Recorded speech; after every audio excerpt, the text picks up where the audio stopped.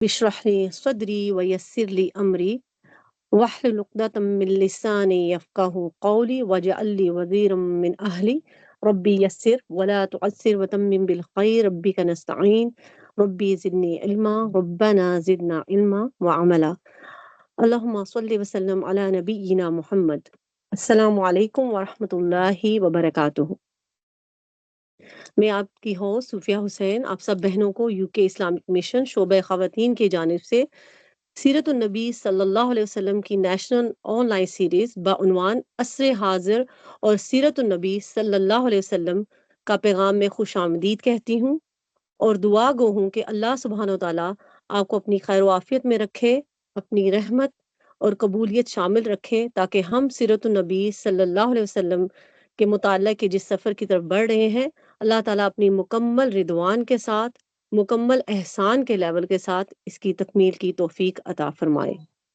Programme کی ترتیب آپ کے سامنے موجود ہے، اور انشاءاللہ تلاوت قرآن پاک سے ہم آغاز کریں گے، اور اس کے بعد ہمارا جو آج کا مین ٹاپک ہے اس کے اوپر بات کرنے کے لیے ہماری اسپیشل گیسٹ ہمارے ساتھ موجود ہیں، اور پھر دعا کے ساتھ اختتام ہوگا انشاءاللہ۔ تو آغاز سے پہلے میں نے ایک چھوٹی سی اناؤنسمنٹ ہے کہ آج کے پروگرام کا دورانیہ ہو سکتا ہے کہ 10 منٹ اوپر ہو، اور نہ بھی نہیں بھی ہو سکتا۔ تو آپ بہنوں کو میں پیشگی بتا رہی ہوں کہ اگر کچھ وقت ہم نے آپ کا اوپر لے لیا تو آپ پلیز ہمارے ساتھ تعاون کیجیے گا، اللہ تعالیٰ آپ کو بہترین جزائے خیر عطا فرمائے۔ ٹھیک ہے، انشاءاللہ چلتے ہیں پروگرام کے آغاز کی جانب، جو کہ سورۃ النساء کی آیات 95 تا 100 کی تلاوت اور ترجمہ سے ہوگا۔ اس کے لیے ہماری بہن ماریا بھٹی ہمارے ساتھ موجود ہیں، جن کا تعلق مڈلینڈ زون کی ایلم راک برانچ سے ہے۔ تو میں دعوت دیتی ہوں بہن ماریا کو کہ وہ تشریف لائیں اور تلاوت قرآن پاک سے آغاز کریں۔ السلام علیکم ورحمۃ اللہ وبرکاتہ۔ من الشیطان الرجیم بسم اللہ الرحمن الرحیم لا يستوي القاعدون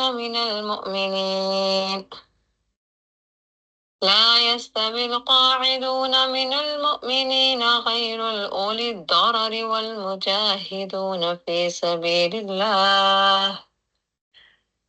سبيل الله بأموالهم وأنفسهم فضل الله المجاهدين بأموالهم وأنفسهم على القاعدين درجة وكلا وعد الله الحسنى وفضل الله المجاهدين على القاعدين أجرا عظيما درجات منه ومغفرة ورحمة وكان الله غفورا رحيما إن الذين توفاهم الملائكة ظالمي أنفسهم قالوا فيما كنتم قالوا كنا مستضعفين في الأرض قالوا ألم تكن أرض الله واسعة فتهاجروا فيها فأولئك مأواهم جهنم وساءت مصيرا إلا المستضعفين من الرجال والنساء والولدان لا يستطيعون حيلة ولا يهتدون سبيلا فأولئك عسى الله أن يعفو عنهم وكان الله عفوا غفورا ومن يهاجر في سبيل الله يجد في الأرض مراغما كثيرا وسعة ومن يخرج من بيته مهاجرا إلى الله ورسوله ثم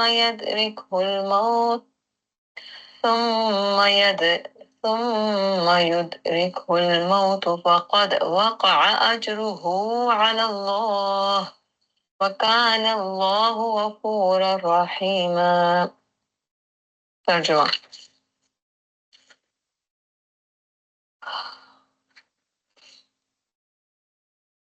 اپنی جانوں و مالوں سے اللہ کے راہ میں جہاد کرنے والے مومن اور بغیر عذر کے بیٹھ رہنے والے مومن برابر نہیں۔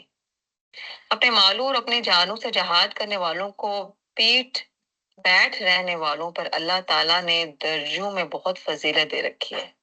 اور یوں تو اللہ تعالیٰ نے ہر ایک کو خوبی اور اچھائی کا وعدہ ہے، لیکن مجاہدین کو بیٹھ رہنے والوں پر بہت بڑے اجر کی فضیلت دے رکھی ہے۔ اپنی طرف سے مرتبے کی بھی اور بخشش کی بھی اور رحمت کی بھی، اور اللہ تعالیٰ بخشش کرنے والا اور رحم کرنے والا ہے۔ جو لوگ اپنی جانوں پر ظلم کرنے والے ہیں، جب فرشتے ان کی روح قبض کرتے ہیں تو پوچھتے ہیں تم کس حال میں تھے؟ یہ جواب دیتے ہیں کہ اپنی جگہ کمزور اور مغلوب تھے۔ فرشتے کہتے ہیں کہ اللہ تعالیٰ کی زمین کشادہ نہ تھی کہ تم ہجرت کر جاتے۔ یہی لوگ ہیں جن کا ٹھکانہ دوزخ ہے، اور وہ پہنچنے کی بری جگہ ہے۔ مگر جو مرد، عورتیں اور بچے بے بس ہیں، جنہیں نہ تو کسی چارہ کار کی طاقت اور نہ کسی راستے کا علم ہے، بہت ممکن ہے کہ اللہ تعالیٰ ان سے درگزر کرے۔ اللہ تعالیٰ درگزر کرنے والا اور معاف کرنے والا ہے۔ جو کوئی اللہ کے راہ میں وطن کو چھوڑے گا، وہ زمین میں بہت سی قیام کی جگہیں بھی پائے گا اور کشادگی بھی۔ اور جو کوئی اپنے گھر سے اللہ تعالیٰ اور اس کے رسول صلی اللہ علیہ وسلم کی طرف نکل کھڑا ہوا، پھر اسے موت نے آ پکڑا، تو بھی یقیناً اس کا اجر اللہ تعالیٰ کے ذمہ ثابت ہو گیا، اور اللہ تعالیٰ بڑا بخشنے والا مہربان ہے۔ صدق اللہ العظیم۔ جزاک اللہ خیرا واحسن الجزا بہن ماریا۔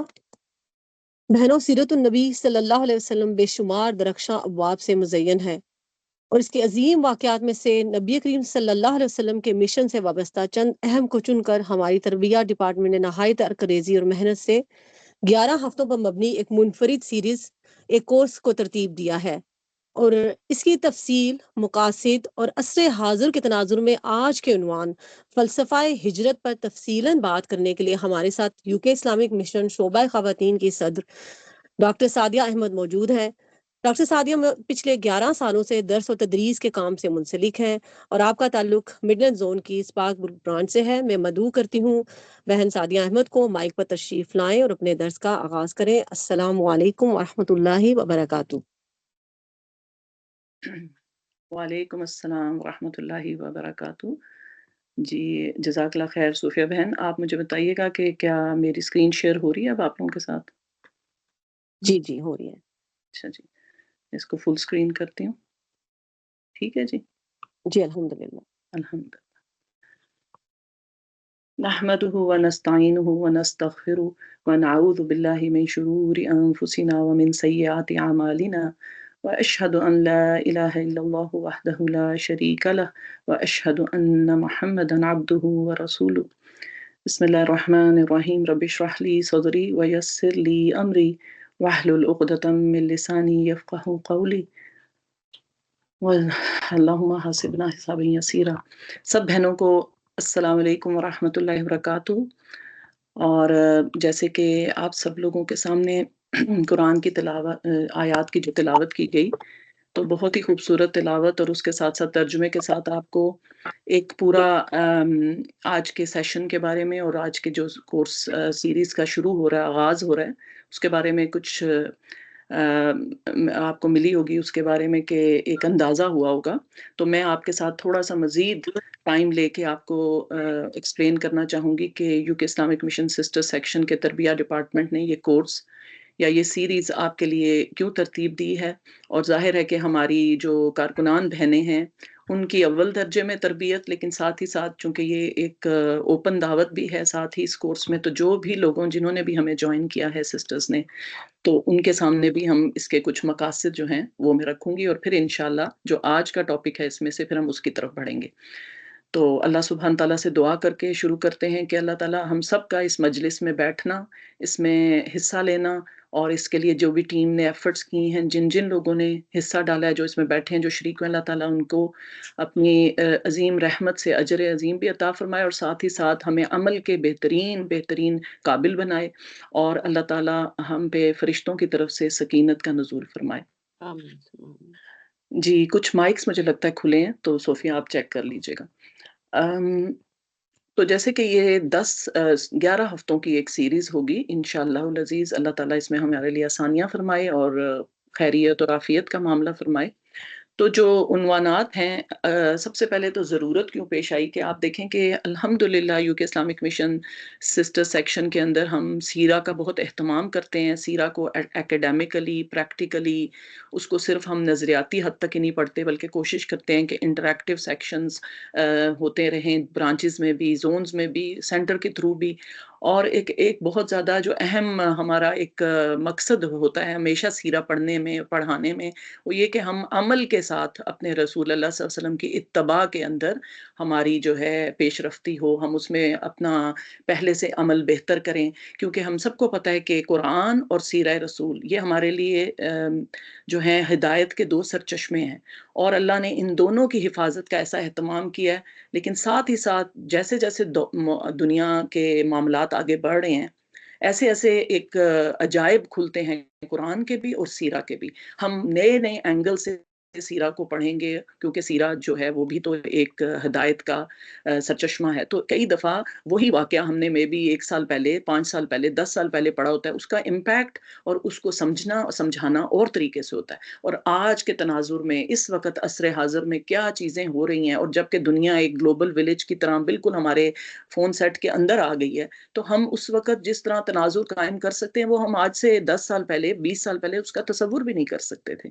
تو بہت ضروری ہے کہ سیرہ کو بھی ایک انقلابی طریقے سے، ایک پرو ایکٹیو طریقے سے پڑھا جائے، پڑھایا جائے، اور اس کے اندر اپنے لیے عمل کے پہلو جو ہیں وہ حاصل کیے جائیں. تو اسی جو ہے مقصد کے پیش نظر یہ سیریز ترتیب دی گئی ہے، جس میں ہم رسول اللہ صلی اللہ علیہ وسلم کی جو پیش رفت تھی ہجرت اور ہجرت کے بعد، جس سے آپ کی اسٹریٹجی بدلی، آپ کی میتھڈولوجی بدلی، اور جس کے بعد اللہ سبحانہ و تعالیٰ نے جو فتح اور نصرت کے باب قائم کیے ایمان والوں کے لیے، اور کس طرح ان کی اسلامی تحریک میں جو آگے گولز اچیو ہوئے، کس طریقے سے انہوں نے اپنے ہدف اچیو کیے، اور کس طرح اسلام میں کو عریبین پیننسولا میں ایک غلبہ عطا ہوا، اس سارے کو ہم انشاءاللہ ایکیڈیمکلی بھی اور پریکٹیکل پوائنٹ آف ویو سے اس سیریز میں پڑھیں گے.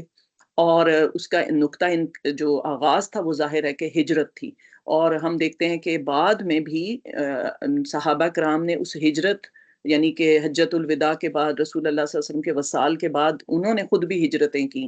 تو دنیا میں ہجرت ایک ایسا ٹاپک ہے کہ جو آج بھی ایک بہت انسانی معاشی معاشرتی جو ہے آپ کہیں زندگی، اس کا بہت بڑا ایک اس کا حصہ رہا ہے.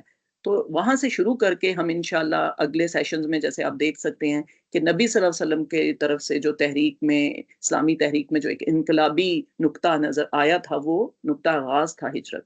پھر اس کے اثرات اور نتائج کیا ہوئے، اسلامی ریاست کو کس طریقے سے اس کی جو ہے ایک طرح سے تاسیس ہوئی، اس کو کس طریقے سے فروغ ملا، کس طریقے سے آگے چلتے ہوئے ہجرت کا پیغام کیسے انویل ہوا. صرف پیغام کتابی نہیں تھا بلکہ وہ عملی شکل میں نظر آیا. اور پھر ایک اور نبی صلی اللہ علیہ وسلم کی سیرہ کا بہت اہم جو ٹاپک ہے وہ ہے غزوات، اور مغازی کا علم جو ہے وہ بھی سم ہاؤ ہم بچپن سے مختلف غزوات کے واقعات تو پڑھتے ہیں، لیکن ان کا آج کل کے دور سے امت مسلمہ کے زوال کے ٹائم پہ امت مسلمہ میں جو ایک بیداری کی ضرورت ہے، اس میں ہم غزوات سے کیا سبق لے سکتے ہیں، وہ بھی انشاءاللہ العزیز ان سیشنز میں اس طریقے سے اس کو کور کیا جائے گا. تو غزوات کا تعارف، غزوہ بدر، احد، احزاب، فتح مکہ جس کو فتح مبین بھی کہا اللہ سبحانہ تعالیٰ نے، اور پھر حجۃ الوداع، اور اس سے ریلیٹڈ کچھ ٹاپکس جیسے کہ حرمت کا پاس اور احساس جواب دہی. تو یہ انشاءاللہ العزیز ہم اللہ کے نام سے اس سیریز کا آغاز کر رہے ہیں، اور ظاہر ہے نیت کو خالص کرتے ہوئے ہم یہی دعا کریں گے کہ اللہ تعالیٰ ہمیں اس سے بہترین اس کو نافع بنائے، ہمارے لیے، ہماری UKIM کے ورک فورس کے لیے، اور ساتھ ہی ساتھ ان سب بہنوں کے لیے بھی جنہوں نے اس کو جوائن کیا انشاءاللہ العزیز. تو اب آگے بڑھتے ہیں اپنے سیشن 1 کے لیے، جس کا عنوان جو ہے آپ کے سامنے ہے، اور وہ ہے فلسفہ ہجرت. میں ایک اور بات یہاں کہنا چاہوں گی کہ ظاہر ہے ہر چیز کے پیچھے ایک نظریاتی ایک پہلو ہوتا ہے، فلسفہ جسے کہتے ہیں، کیونکہ فلسفہ جو ہوتا ہے وہ عام طور پہ دنیا میں سوچ کو ایک جہت دیتا ہے، سوچ کو بدلتا ہے. You always have an ideology which is backed up by a philosophy. تو فلسفہ، لیکن اسلام ایک دین فطرت بھی ہے اور ایک پریکٹیکل دین ہے. صرف فلسفیاتی قسم کی بحثیں، فلسفیانہ بحثیں، اس میں تو اسلام بلیو نہیں کرتا. تو یہ فلسفے کا مطلب ساتھ ہی ساتھ یہ بھی ہے کہ انشاءاللہ every session will be link to the next session. تو اگر آج ہم اکیڈیمکلی اور تھوڑا پریکٹیکلی بھی اس فلسفے کو سمجھیں گے تو ساتھ ہی پھر اگلے سیشن میں اس کے پریکٹیکل اسپیکٹس آپ کے ساتھ شیئر کیے جائیں گے. ٹھیک ہے نا؟ اور today as well it won't be just a philosophical discussion. ہم اس کو جتنا زیادہ پریکٹیکل بھی ساتھ ریلیٹ کر سکیں تو ہم کریں گے. اور میں آپ لوگوں سے بھی تعاون کی درخواست کروں گی کہ جب ہم انٹریکٹیو سیشن کریں تو آپ لوگ بھرپور حصہ لیں. تو آج کے سیشن کو اگر ہم سب سیشنز دیکھ لیں تو کورس کے مقاصد ہم نے کر لیے. ابھی انشاءاللہ ایک چھوٹا سا آئس بریکر ہے تاکہ سب لوگ تھوڑا مینٹلی اور اورینٹیٹ ہو جائیں. آپ جیسے کہتے ہیں نا کہ مائنڈ فلنس ہم سب کے اندر آئے اور انشاءاللہ العزیز ہم اس میں پوری طرح سے انوالو ہوں. ہجرت کے لغوی معنی کیا ہیں قرآن اور سیرت کے اعتبار سے، یعنی شرعی معنی ہجرت کے کیا ہیں. اچھا، کچھ جگہوں پہ ہجرت اس ہا سے لکھی ہوئی ہے لیکن میں نے کوشش کی کہ ایکچولی قرآن میں یہ والے ہا سے ہے تو اس لیے اسی کو استعمال کیا جائے. تو کہیں کہیں رہ گیا ہے وہ کریکٹ ہونا. تو ہجرت کی اقسام کیا ہیں؟ اردو میں عام طور پر ایسے ہی لکھا جاتا ہے. ہجرت کے مقاصد کیا ہیں؟ انبیاء کرام کی ہجرتیں، ان سے کیا ہمارے لیے سبق ہے، اور انشاءاللہ پھر ہم اینڈ میں کنکلوڈ کریں گے. تو چونکہ ہم نے آج پہلے سیشن میں یہ تھوڑی سی ایکسپلینیشن آپ کے ساتھ شیئر کرنی تھی کورس کے مقاصد کی، اسی لیے سسٹر صوفیہ نے اعلان کیا کہ تھوڑا سا سیگمنٹ جو ہے وہ 10 منٹ اوپر جا سکتا ہے، ورنہ یہ انشاءاللہ روٹین میں 11 سے 12:30 تک کا سیشن ہوا کرے گا ایوری منڈے. اور آپ کو یاد ہوگا کہ منڈے کو ہم نے یعنی کہ پیر کو ہم نے شروع سے ہی اپنے رکھا ہوا ہے لرننگ کے لیے، اور معلمات اور دوسری جو بہنیں ہیں ان کی تربیت کے جو سیشنز ہوتے ہیں وہ منڈے ہی رکھے جاتے ہیں. اچھا جی، تو آگے بڑھنے سے پہلے میں چاہوں گی کہ آپ اپنے چیٹ باکس کا استعمال کریں اور تھوڑا سا میرے ساتھ ڈسکس اگر ہم کر لیں، اور اس سے وہ مل جاتی ہے ذہن کو تھوڑی سی ڈائریکشن اور زیادہ فوکس ہونے میں، کہ آپ کے سامنے اب ضروری نہیں کہ وہ مسلمانوں کی ہی ہو. اس کویسچن میں generally overall world view کے حساب سے آپ سے سوال پوچھ رہی ہوں کہ آپ کچھ لوگ جو ہیں کچھ ہسٹوریکل مائگریشنز یعنی کہ کچھ ایسی تاریخی ہجرتوں کا ذکر کر دیں، صرف نام لکھ دیں. کچھ بہت مشہور ہجرتوں کا ذکر کر سکتے ہیں آپ. کچھ لوگ ڈسٹریسنگ مائگریشنز یعنی ایسی جن کے ساتھ کچھ دردناک یادیں وابستہ ہیں یا ابھی بھی ہیں، اور آن گوئنگ اسی لیے لکھا کہ ایسی جو کہ ہو کے ختم ہو گئی اور ایسی بھی ہیں جو کہ ابھی بھی جاری ہیں، اور کچھ وہ مائگریشن جو لوگوں نے خود جان بوجھ کے کی خوشی خوشی، اور کچھ وہ بھی ہیں جو کہ اصل میں غیر قانونی ہیں لیکن وہ بھی ہوتی ہیں. تو اس کے بعد ہم آگے بڑھیں گے باقی کویسچن کی طرف. لیکن اگر آپ لکھ سکیں آپ کے ذہن میں ایسی کون سی ہجرتیں آتی ہیں جو کہ ان ساری ہیڈنگز کے انڈر آتی ہیں. ضروری نہیں کہ آپ سب کا نام لکھیں لیکن جتنے بھی آپ لکھ سکتے ہیں اگر آپ لوگ لکھیں. جی، تو ساتھ ساتھ میں آپ لوگوں کی چیٹ باکس کے بھی دیکھ رہی ہوں رپلائی. تو بالکل کچھ لوگوں نے فلسطین غزہ کا ذکر کیا، پاکستان انڈیا کی ہجرت جو پارٹیشن کے بعد ہوئی، بالکل. پھر فلسطین کی زیادہ ظاہر ہے، افغانستان میں بالکل ایسا ہی ہے ڈسپلیسمنٹس، اور وہ پھر اس کے بعد ہجرت حبشہ بالکل ہماری تاریخ کی ہجرت ہے. پھر ہجرت مدینہ آف کورس وہ تو ایک عظیم ہجرت ہے. پھر اس کے علاوہ کچھ لوگوں نے وہی دوبارہ لکھا ہے، لیکن میں نے جیسے آپ کو کہا کہ ضروری نہیں ہے کہ ہم صرف وی آر ٹاکنگ اباؤٹ مسلم معاشرے کی ہجرت، آپ کسی بھی طرح کی ہجرت کا ذکر کر سکتے ہیں. تو افریقن امریکن، جی کچھ لوگوں نے معاشی ہجرتیں جو کہ ہم ویسٹ میں آئے، اور بالکل آپ ریلیٹ کر سکتے ہیں جو ہمیں برانچز کا سلیبس آج کل ملا ہوا ہے تاریخی اسلام کا، جو تاریخ اسلام کا، اس میں بھی مسلمز مائگریٹنگ ٹو ویسٹ ایک پورا ٹاپک ہے. دنیاوی مقاصد کے لیے ہجرت، بالکل. ہجرت ٹو برٹانیہ فار منی، پھر Jews migrated from many places, بالکل بالکل یہ بالکل صحیح بات ہے. جو ان کا ڈائسپورا ہوا پوری دنیا میں ہوا، اور وہ اس کے اسباب کیا تھے، کازز کیا تھیں، آؤٹ کم کیا تھا، یہ سب ابھی ہم انشاءاللہ آگے ڈسکس کریں گے. پھر اسی طرح آپ کو یاد ہوگا کچھ لوگوں نے لکھا بھی ہے کہ حضرت موسیٰ علیہ السلام کی ہجرت ان کے لوگوں کی، بالکل ٹھیک ہے. پھر وار زون سے لوگوں کی مائگریشن جو کہ فورسڈ مائگریشن ہوتی ہے. پھر سلیو مائگریشن، بالکل صحیح بات ہے. غلاموں کی جو جب امریکہ میں جو ڈارک ایک چیپٹر ہے غلاموں کو کس طرح، اور ظاہر ہے کہ یہ دنیا کے اور علاقوں میں بھی ہوتا تھا. تو بالکل صحیح بات ہے کہ یہ سارا آپ دیکھیں کہ اگر ہم ریفلیکٹ کریں تو ہجرتیں جو ہیں وہ انسانی زندگی کا ایک بڑا ہی اہم حصہ رہی ہیں اور ہیں، ابھی بھی ہیں اور آگے بھی فیوچر میں بھی رہیں گی۔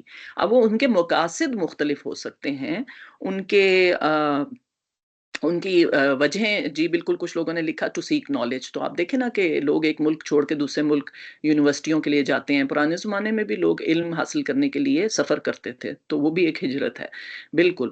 اور پھر ایک باطنی ہجرت ہے جس کا کسی نے ذکر نہیں کیا، تو وہ بھی اس میں اس سینس میں آ جاتی ہے کہ وہ ول فلی ہوتی ہے نا۔ بہرحال، تو اگر میں اب اگلا سوال آپ سے پوچھوں کہ ان الفاظ کے اندر کیا فرق ہے، کیونکہ ان کا اردو مطلب بھی ہو سکتا تھا، لیکن زیادہ انہی ناموں سے چونکہ ہمارے کان سنتے ہیں، اور اسپیشلی لیونگ ان یو کے ہمارے کان تو انگلش کے الفاظ سے زیادہ ہوتے ہیں یوز ٹو، تو اس لیے میں نے وہی لفظ استعمال کیے ہیں کہ refugee, immigrant, asylum, exile and displacements. تو آپ نے یہ سارے الفاظ سنے ہوں گے، آپ سمجھ سکتے ہیں کہ یہ سارے ہی لوگ ریفیوجی ہیں، سوری مائیگرینٹس ہیں، لیکن یہ کس کس قسم کی مائیگریشن کے نتیجے میں ایسے الفاظ جو ہیں وہ آپس میں تھوڑے تھوڑے فرق ہیں، ہے نا۔ اور یہ ظاہر ہے کہ یہ کازز اینڈ آؤٹ کم اسی حساب سے ہو جائیں گے کہ یہ مختلف طرح کی ہجرتیں کرنے والے مختلف قسم کے وجوہات کی بنا پہ اپنا وطن، اپنی جگہ چھوڑتے ہیں، تو پھر وہ ایسے بن جاتے ہیں۔ تو اگر آپ میں سے کوئی تھوڑا سا لکھنا چاہیں کہ کیا فرق ہے ایک ریفیوجی میں اور ایک فورس ڈسپلیسمنٹ اور ایگزائل میں، اور اسی طرح اسائلم میں، تو کیا فرق ہوتا ہے؟ جی بالکل، سیاسی پناہ گزین کہتے ہیں کچھ لوگ، کہتے ہیں اپنی جان بچانے کے لیے بھاگتے ہیں لوگ، بالکل۔ اور جہاں پہ کوئی کانفلکٹ زون ہوتا ہے، وار زون، تو وہاں سے بھی جو پناہ گزین ہوتے ہیں اپنی جان بچا کے بھاگتے ہیں، انہی کو پناہ گزینوں کو عام طور پہ ریفیوجی کہا جاتا ہے۔ اور جو پراپر کاغذات کے تھرو اپلائی کرتے ہیں اور پھر امیگریشن ان کو ملتی ہے اور امیگریشن چیک اپس ہوتے ہیں، تو وہ آپ کو پتہ ہے کہ وہ قانونی طور پہ امیگرینٹس ہوتے ہیں، ان کے کچھ رائٹس ہوتے ہیں اور کچھ ان کے لیے جو جس جگہ امیگریٹ کر کے جا رہے ہوتے ہیں، ضروری نہیں کہ وہاں کے لوگ ان کے ساتھ تعاون کریں یا وہاں کے لوگ انہیں ناپسند کریں، آپ کو پتہ ہے نا، سمجھ آ رہی ہے نا، یہ سب باتیں بھی ہوتی ہیں۔ پھر ظاہر ہے کہ اسائلم کون ہوتے ہیں، یہ کون لوگ ہوتے ہیں؟ جلا وطن کے بارے میں کہا جن کو ایگزائل کر دیا جاتا ہے، بالکل، جن کو نکال دیا جاتا ہے، اور یہ رسول اللہ صلی اللہ علیہ وسلم کے زمانے میں بھی تھا، پرانے زمانوں میں لوگ سزا کے طور پہ بھی ایگزائل کرتے تھے، آج بھی لوگ کچھ سیاسی وجوہات پہ عام طور پہ یا تو خود ہی ایگزائل ہو جاتے ہیں یا ان کو ایگزائل کر دیا جاتا ہے۔ اور پھر اسی طرح وہ لوگ جو کہ درخواستیں دیتے ہیں کسی اور ملکوں کو اور سیاسی طور پہ پناہ گزینی وہ کسی اور ملک کی حاصل کر لیتے ہیں، اب اس میں بھی مختلف وجوہات ہوتی ہیں، ہے نا۔ تو آپ کے ذہن میں وہ وجوہات، اگر آپ کرنٹ افیئرس سے رہتے ہیں، اپنے آپ کو باخبر رکھتے ہیں، تو آپ نے دیکھا ہوگا کہ عام طور پہ اور بھی معاملات، یعنی مذہبی معاملات میں بھی لوگوں کو، اب ایسے لوگ بھی ہیں جو کہ کچھ ایسی چیزیں جو مسلم ملکوں میں الاؤڈ نہیں ہیں وہاں کے لاز کے مطابق، تو وہاں سے باغی کے طور پہ بھی اسائلم سیکر بن جاتے ہیں، ہے نا۔ اور کچھ لوگ اپنی مختلف قسم کی کے فائدوں کے لیے بھی لے لیتے ہیں، اس طرح کی جھوٹ بول کے بھی لے لیتے ہیں۔ تو بہت سی چیزیں ہیں جو کہ ان ٹرمینالوجیز میں آپ کو انشاءاللہ آپ کے ذہن سے گزر گئی ہوں گی، اور وہی میرا مقصد تھا کہ ہم شروع کرنے سے پہلے اپنے ذہن میں لائیں کہ مختلف طرح کے مہاجر اور ہجرتیں ہم دیکھ رہے ہیں، وٹنس کر رہے ہیں، تاریخ نے وٹنس کی ہیں۔ ابھی اس دور میں تو بہت زیادہ بحران بڑھ گیا ہے لوگوں کا ایک جگہ سے دوسری جگہ جانے کا، اور اگر آپ ایئرپورٹس کو ہی دیکھ لیں تو چاہے وہ چھوٹے سفر کے لیے ہوں یا بڑے سفر کے لیے، چھوٹے پرپس کے لیے ہو یا بڑے پرپس کے لیے، تو میں اور آپ ریفلیکٹ کر سکتے ہیں کہ آج کل ایئرپورٹس کے کیا معاملات ہیں، اور کس طریقے سے لوگ جو، اگر آپ ایئرپورٹس کی ان اینڈ آؤٹ فلائٹس ہی دیکھیں تو آپ کو اندازہ ہوگا کہ کتنے بڑے پیمانے پہ نقل و حرکت ہو رہی ہے۔ تو یہ نقل و حرکت کس مقصد کے لیے ہوتی ہے، کیوں ہوتی ہے، اللہ سبحانہ تعالیٰ نے قرآن میں اس کے بارے میں اور سیرہ میں ہمیں کیا رہنمائی ملتی ہے، انشاءاللہ العزیز ہم آگے اس کو اب دیکھیں گے۔ تو ہجرت کے لغوی معنی کیا ہیں؟ ظاہر ہے کہ جو ڈکشنری میننگ ہوتے ہیں لغت سے، وہ بات ہے یہاں پہ۔ تو اس کا جو روٹ ورڈ ہے وہ حجر سے نکلا ہے، اور یہ والا ہا جیم را، اور اس کے ایکچولی اس میں عربی جو مطلب ہوتے ہیں، آپ کو پتہ ہے ایک ہی لفظ کے بہت سی جہتیں ہوتی ہیں، ایک ہی لفظ کو بہت اینگل سے ڈسکرائب کیا جاتا ہے، عربی کی خوبصورتی ہے یہ. تو اس کے اندر دور ہونا، چھوڑنا، پھیر لینا، منہ پھیر لینا یعنی اعراض کرنا، اور ہاجرہ جسے کہتے ہیں کہ جس نے ترک وطن کیا. حضرت ہاجرہ کو ہم ہاجرہ کہتے ہیں اور عربی میں ان کو حجر ہی بولا جاتا ہے.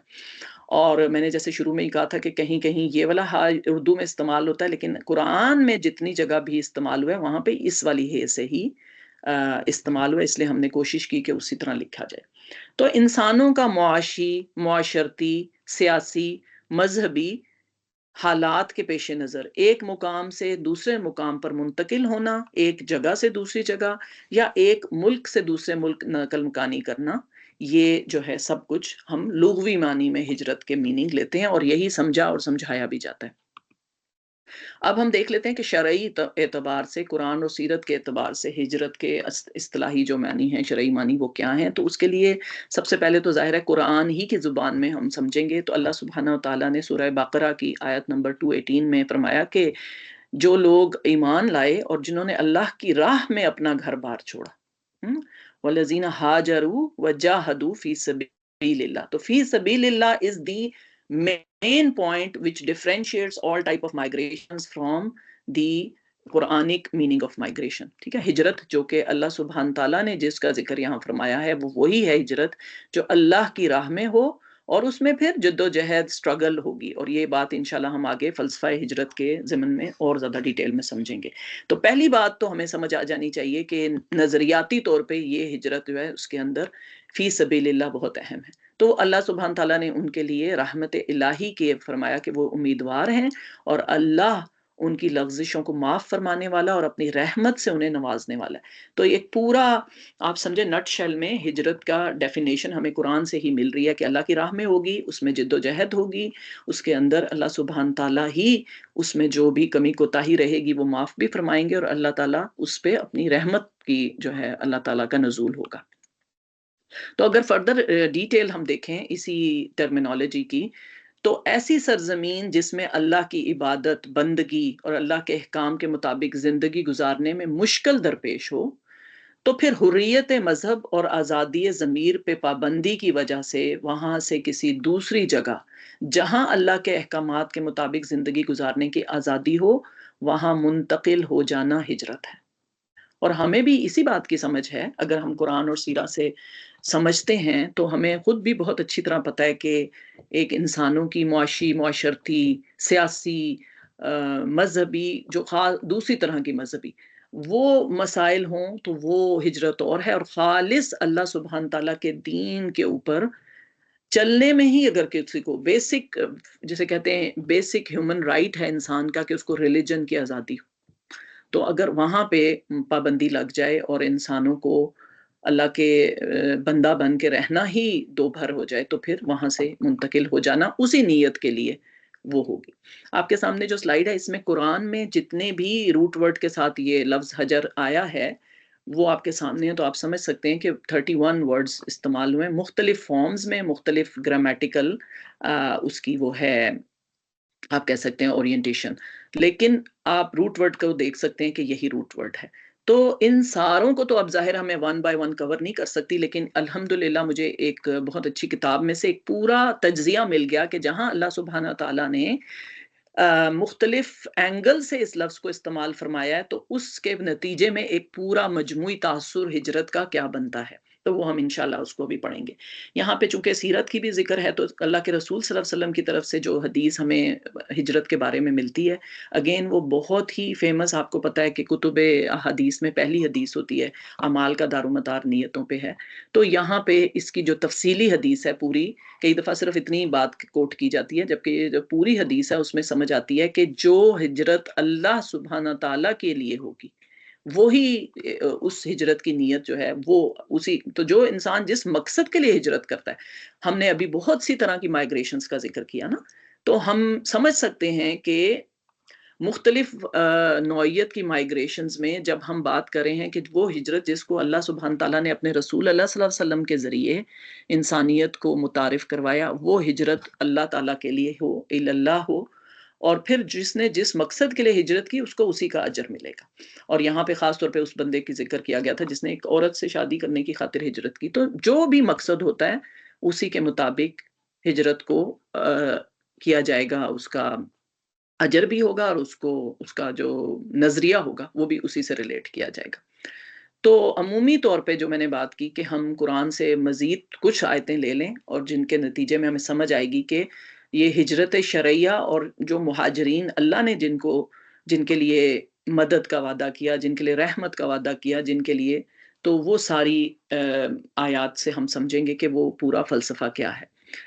سورہ انفال کی یہ آیتیں بہت اہم ہیں جس میں اللہ سبحانہ و تعالیٰ فرما رہے ہیں کہ جن لوگوں نے ایمان قبول کیا تو پہلی شرط ایمان ہو گئی، اور پھر ہجرت کی اور اللہ کی راہ میں اپنی جانیں لڑائیں اور اپنے مال کھپائے، اور جن لوگوں نے ہجرت کرنے والوں کو جگہ دی اور ان کی مدد کی، وہی دراصل ایک دوسرے کے ولی ہیں. رہے وہ لوگ جو ایمان تو لے آئے مگر ہجرت کر کے دارالاسلام میں نہیں آئے، تو ان سے تمہارا ولایت کا کوئی تعلق نہیں ہے جب تک کہ وہ ہجرت کر کے نہ آ جائیں. ہاں اگر وہ دین کے معاملے میں تم سے مدد مانگیں تو ان کی مدد کرنا تم پر فرض ہے، لیکن کسی ایسی قوم کے خلاف نہیں جس سے تمہارا معاہدہ ہو. اور جو لوگ ایمان لائے اور جنہوں نے اللہ کی راہ میں گھر بار چھوڑے اور جد و جہد کی اور جنہوں نے پناہ دی اور مدد کی، وہی سچے مومن ہیں. پہلے اللہ نے فرمایا وہ ایک دوسرے کے ولی ہیں، اب فرمایا وہی سچے مومن ہیں. ان کے لیے خطاؤں سے درگزر ہے اور بہترین رزق ہے. اور جو لوگ بعد میں ایمان لائے اور ہجرت کر کے آ گئے اور تمہارے ساتھ مل کر جد و جہد کرنے لگے، وہ بھی تم ہی میں شامل ہیں. مگر اللہ کی کتاب میں خون کے رشتہ دار ایک دوسرے کے ساتھ زیادہ حقدار ہیں، یقیناً اللہ ہر چیز کو جانتا ہے. کتنی خوبصورت طریقے سے ایک فنڈامنٹل، ایک اساسی جو ہے فلسفہ وہ دیا گیا کہ جس وقت دین کے اوپر مصیبت اور مشکل آئے تو ایک ہوتا ہے راہ فرار اور ایک ہوتا ہے کچھ پرو ایکٹیولی کرنا. تو کچھ لوگ، ظاہر ہے کہ جو دین کا پورا کرکس ہے وہ کیا ہے؟ جد و جہد، جہاد اور مصائب سے لڑ جانا، تبھی تو انسان عزیمت کی راہ اختیار کرتا ہے. تو اس وقت کچھ لوگ ہوں گے جو ہجرت کریں گے اور کچھ لوگ ہوں گے جو ان کو جگہ دیں گے، ان کی مدد کریں گے اس سارے پروسیس میں. لیکن ساتھ ساتھ یہ بھی فرمایا کہ جنہوں نے ہجرت نہ کی، اب ظاہر ہے یہ خاص تناظر میں ہجرت مدینہ کی بات ہوگی اور آپ کو آگے انشاءاللہ اگلے سیشنز میں بھی بتایا جائے گا کہ اس وقت کی کچھ خاص شرائط تھیں اور وہ ضرورت تھی اس وقت کی اور وہ فرض تھی. لیکن ساتھ ہی ساتھ اللہ تعالیٰ نے یہ بھی فرمایا کہ ہجرتوں کے نتیجے میں جو آپس میں لوگوں کے بھائی چارہ بنے گا وہ بہت اہم ہے. وہ ولایت کا رشتہ قائم ہوگا، وہ مومنین کا سچا رشتہ قائم ہوگا، لیکن خون کا رشتہ بہرحال اس کے اوپر ہی ہے. تو اسی تناظر سے ہمیں جو ڈیفینیشن پتہ چلتی ہے کہ مہاجر کون ہے. مہاجر وہ ہے جس نے نبی صلی اللہ علیہ وسلم کے ساتھ ہجرت کی یا آپ کی طرف ہجرت کی. اور ظاہر ہے اس میں ہجرت مدینہ جو ہے وہ مین ڈیفینیشن جو ہے اس سے لی جاتی ہے. لیکن اس ٹائم پہ جو لوگ صحراؤں میں جو جنگلوں میں رہتے تھے، اب وہ اپنی مرضی سے اپنے سامان سمیت ٹھہرے، لیکن وہ نبی صلی اللہ علیہ وسلم سے آ کے نہیں ملے اور نہ ہی مسلمانوں کے شہروں کی طرف گئے، بعد میں وہ فتوحات میں ان ایریاز میں شامل ہو گئے، تو وہ مہاجرین نہیں ہے. مہاجرین کی ڈیفینیشن اس سے پتہ چل رہی. ایک اور چیز جو ہمیں اسی فلسفہ ہجرت میں سمجھنے کی ضرورت ہے اور وہ یہ ہے کہ اللہ سبحانہ و تعالیٰ نے جب فرمایا کہ کچھ لوگ ہوں گے جو لوگ اپنی نفس پہ ظلم کر رہے تھے، تو ان کی روحیں جب فرشتوں نے قبض کیں، اور یہ سورہ نساء کی آیتیں ہیں، تو ان سے پوچھا گیا کہ تم کس حال میں مبتلا تھے، تو انہوں نے جواب دیا ہم زمین میں کمزور اور مجبور تھے. تو فرشتوں نے کہا کیا خدا کی زمین وسیع نہ تھی کہ تم اس میں ہجرت کرتے؟ یہ وہ لوگ ہیں جن کا ٹھکانہ جہنم ہے اور بڑا ہی برا ٹھکانہ ہے. بڑی سخت آیتیں ہیں. ہاں جو مرد، عورتیں اور بچے واقعی بے بس ہیں اور نکلنے کا کوئی رستہ اور ذریعہ نہیں پاتے، بعید نہیں کہ اللہ انہیں معاف کر دے. اللہ بڑا معاف اور درگزر فرمانے والا ہے. اور جو کوئی اللہ کی راہ میں ہجرت کرے گا وہ زمین میں پناہ لینے کے لیے بہت جگہ اور اوقات کے لیے بڑی گنجائش بسر اوقات کے لیے گنجائش پائے گا. آپ دیکھیں کتنی امید افزا باتیں ہیں. اور جو اپنے گھر سے اللہ اور رسول کی طرف ہجرت کے لیے نکلے، پھر راستے ہی میں اسے موت آ جائے، اس کا اجر اللہ کے ذمے واجب ہو گیا. اللہ بہت بخشش فرمانے والا اور رحیم ہے. تو ہم ان آیات کو صرف ایز اے ایکڈیمک ایکسرسائز نہ گزریں، بلکہ اس میں جو ڈیٹیل دی گئی ہے نا اس پہ بھی ساتھ ساتھ فوکس کریں کہ ہجرت کے فلسفے میں سب سے پہلے تو بے بسی اور مجبوری الگ ایک سیکشن ہے، اور وہ لوگ جن کا کنٹرول تھا کہ وہ زمین چھوڑ جاتے اور وہ پھر بھی نہ چھوڑیں اور زمین سے چمٹ کے رہ گئے، ان کا انجام فرق ہوگا۔ تو ہجرتوں کے اندر نیسیسٹی کی بھی ایک پوائنٹ آف ویو ہے کہ ہم معاشی، معاشرتی، سیاسی مقاصد کے لیے تو بہت زیادہ نیسیسٹی دیکھ رہے ہیں۔ لوگ اچھے بھلے ہوتے ہیں، پھر بھی سمجھتے ہیں کہ ہمارا گزارا نہیں ہو رہا، ہم بڑی مشکل میں ہیں، تو وہ ہجرت کر جاتے ہیں۔ لیکن دوسری طرف ہم ان آیات کی روشنی میں دیکھتے ہیں کہ کیا لوگوں کو جب دین پہ چلنے میں مشکل ہو رہی ہے تو کیا وہ اتنی نیسیسٹی سمجھتے ہیں کہ یہاں سے ہجرت کر لی جائے، یا پھر یہی سمجھتے ہیں کہ معاشی اور معاشرتی مقاصد زیادہ اپر ہینڈ لے جاتے ہیں بجائے یہ کہ انسان اللہ اور اللہ کے رسول کی طرف ہجرت کے لیے نکلے؟ ٹھیک ہے نا؟ تو یہ بہرحال ان کے اسپیسیفک پوائنٹ بھی ہے جو کہ اللہ کے نبی صلی اللہ علیہ وسلم کی ہجرت جو تھی اس وقت جن لوگوں نے ہجرت نہ کی، اس تناظر میں تو یہ ہے ہی ہے، لیکن آف کورس قرآن کا ایک تناظر وہ ہوتا ہے جو جس وقت یہ آیات نازل ہوئی اور اس کے بعد کرنٹ سینیریو کے اندر بھی ہوتا ہے۔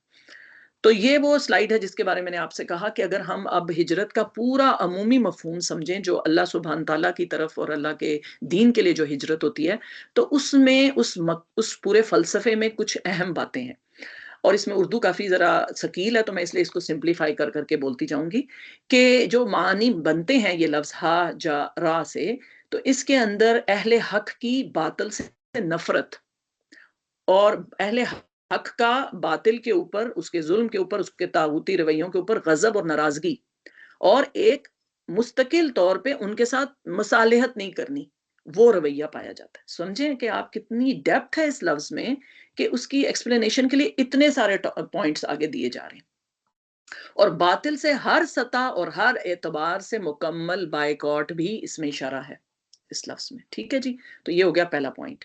پھر ایک اور پوائنٹ ہے کہ اہل حق کا حق والوں سے والہانہ محبت، دائمی اور اٹوٹ رشتہ، یعنی ایسا رشتہ جو حق والے ایک دوسروں کے ساتھ، ہجرت کرنے والے، ہجرت کے لیے راستہ ہموار کرنے والے، ہجرت والوں کو اپنے پاس رکھنے والے، ان سب کا ایک محبت کا شدید، تو اہل باطل سے نفرت اور آپس میں اہل حق کا بہت ہی ایک غیر متزلزل، مضبوط، مکمل تعلق، اعتبار والا تعلق ایک دوسرے کے ساتھ پتہ چلتا ہے اسی لفظ کے ایکسپلینیشن جو قرآن میں آئی ہے۔ پھر ایک اور چیز جو اسی لفظ کے اندر ایمبیڈڈ ہے، جیسے آپ کہتے ہیں ملٹی فیسٹڈ ہے یہ لفظ، حق کی خاطر مصیبتیں اور شدائد جھیلنا، ٹھیک ہے، اور سختیاں اٹھانا، وہ واضح طور پہ اس لفظ کے اندر پیوستہ ہے۔ پھر اس کے بعد 8ویں سے 10واں جو بھی انہوں نے نقطے پچھلے صفحوں میں دیے تھے، اس میں پتہ چلتا ہے کہ اس رویے کی فضیلت اور اس کی عمدگی، اس کی حسن و خوبی اور بے مثالی، کہ اللہ سبحانہ تعالیٰ کی طرف سے بار بار ہجرت جو اللہ کی خاطر کی گئی ہے اس کے اوپر اللہ تعالیٰ کی تعریف ہے، اللہ سبحانہ تعالیٰ کی نے جو مہاجرین ہیں اور انصار ہیں ان کی فضیلت بیان کی، ہمیں پتہ ہے نا۔ تو وہ صرف اس زمانے میں نہیں ہے، جو لوگ بھی آج ہم نے غزہ والوں کا ذکر کیا نا، تو آپ ذہن میں رکھیں کہ فضیلتیں ہیں ان لوگوں کے لیے، ان کے اندر ان کے ایمان کی عمدگی ہے، حسن اور خوبی ہے ان کے ایمان کی اور ان کے رویوں کی، کہ وہ دنیا کے کسی بھی چیز کے آگے ان کا جو حق کے لیے ڈٹ جانا ہے وہ آپ اس کو کمپیئر ہی نہیں کر سکتے۔ اور پھر ایک اور اس میں نقطہ ہے، مقاصد میں کامیابی کے حصول کے لیے اور نصب العین کو حاصل کرنے کے لیے اس میں ایک جد و جہد ہے، اور اس کے اندر اس جد و جہد میں اللہ سبحانہ تعالیٰ کی طرف سے خاص نظر کرم ہے، اللہ کی طرف سے خاص اس کے اوپر اللہ تعالیٰ اس کے لیے ان لوگوں کے لیے کفیل ہو جائیں گے، کافی ہو جائیں گے، یہ بھی اسی لفظ کے اندر مشتق ہے۔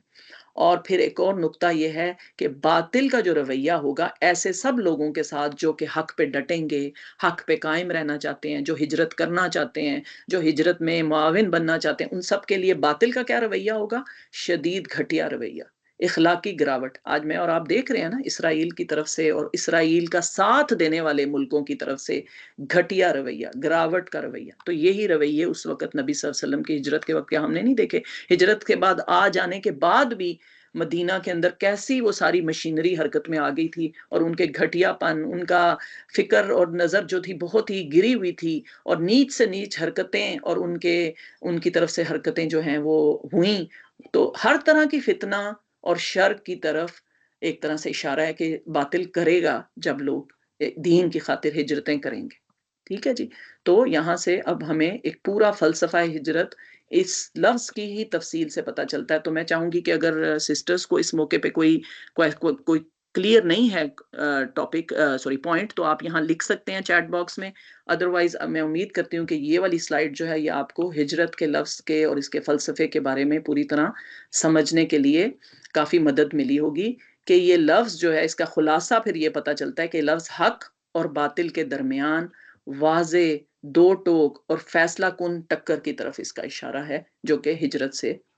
اور آپ ساتھ ہی ساتھ جو ہم نے باقی ہجرتیں ڈسکس کی تھیں ابھی مختلف پوائنٹ آف ویو ڈسکس کیے تھے تو آپ کو اس میں بھی کمپیریزن کا بھی موقع ملے گا کہ کیا ان سب دوسری طرح کی ہجرتوں میں یہ ساری چیزیں ہوتی ہیں انوالو کہ نہیں. کچھ جگہوں پہ ہوتی ہیں کچھ اور مقاصد کے ساتھ لیکن ساری کی ساری ان ٹوٹل نہیں ہوتی. تو اب ہم بڑھتے ہیں آگے کہ جی سسٹر صوفیہ آواز ٹھیک آ رہی ہے نا اور سلائیڈز نظر آ رہی ہیں؟ جی الحمدللہ سب بہترین. اچھا جی ٹھیک ہے جی جزاک اللہ خیر. اب ہم لوگ اگلے سب ٹاپک کی طرف بڑھتے ہیں اور وہ ہے ہجرت کی اقسام. تو اگین میں چاہوں گی کہ آپ لوگ تھوڑا سا چیٹ باکس فنکشن کو یوز کرتے ہوئے اس میں انٹریکٹیو سیشن میں حصہ لیں کہ علم حاصل کرنے کے لیے ہجرت کرنا. تو اس کی مثال دیں اور دونوں مثالیں دیں دین اور دنیاوی.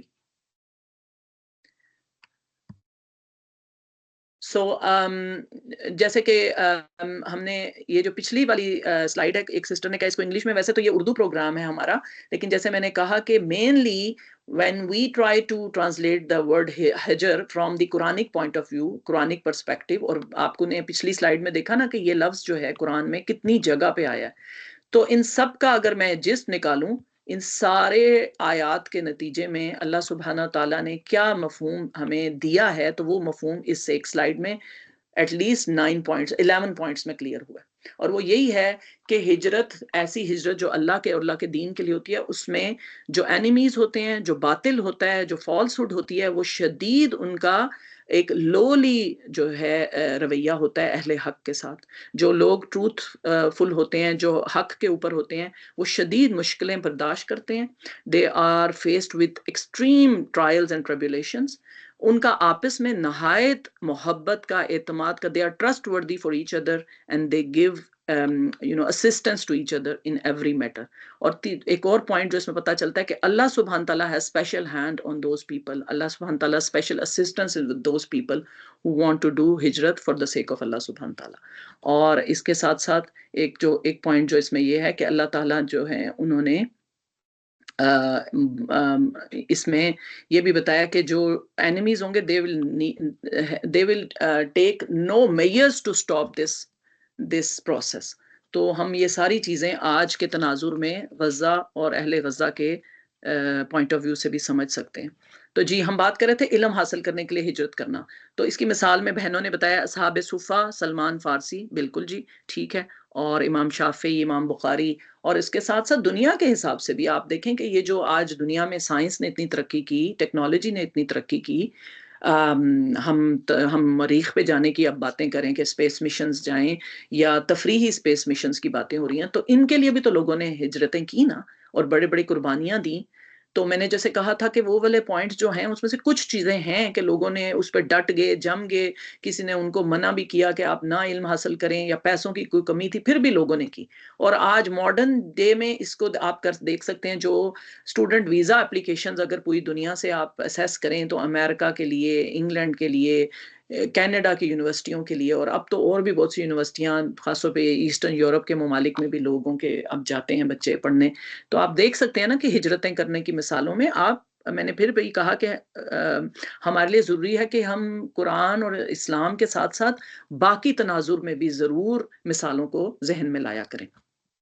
اگلی چیز ہے دین کی حفاظت کی خاطر ہجرت کرنا. اب یہ چونکہ دین کی حفاظت کی خاطر ہے تو ظاہر ہے کہ یہ دین اسلام کی بھی ہو سکتی ہے اور دوسری طرف اگر آپ ان ڈیپتھ دیکھیں ابھی ٹائم نہیں ہے تو اپنے ادیان کی حفاظت کرنے کے لیے بھی لوگوں نے ہجرتیں کی. بدھسٹ لوگ ہوتے ہیں ہندو لوگ ہوتے ہیں انہوں نے بھی تو اپنے چیزوں کے لیے ہجرتیں کی. اور پھر جو ابھی کرنٹ برما کا جو سارا تناظر تھا اس کے اندر ان لوگوں نے کتنا ظلم مچایا اور کیا کچھ کیا تو اس میں بھی وہ لوگ اپنے جو آئیڈیالوجی اس کو کنٹرول کرنے کی کوشش کرتے ہیں.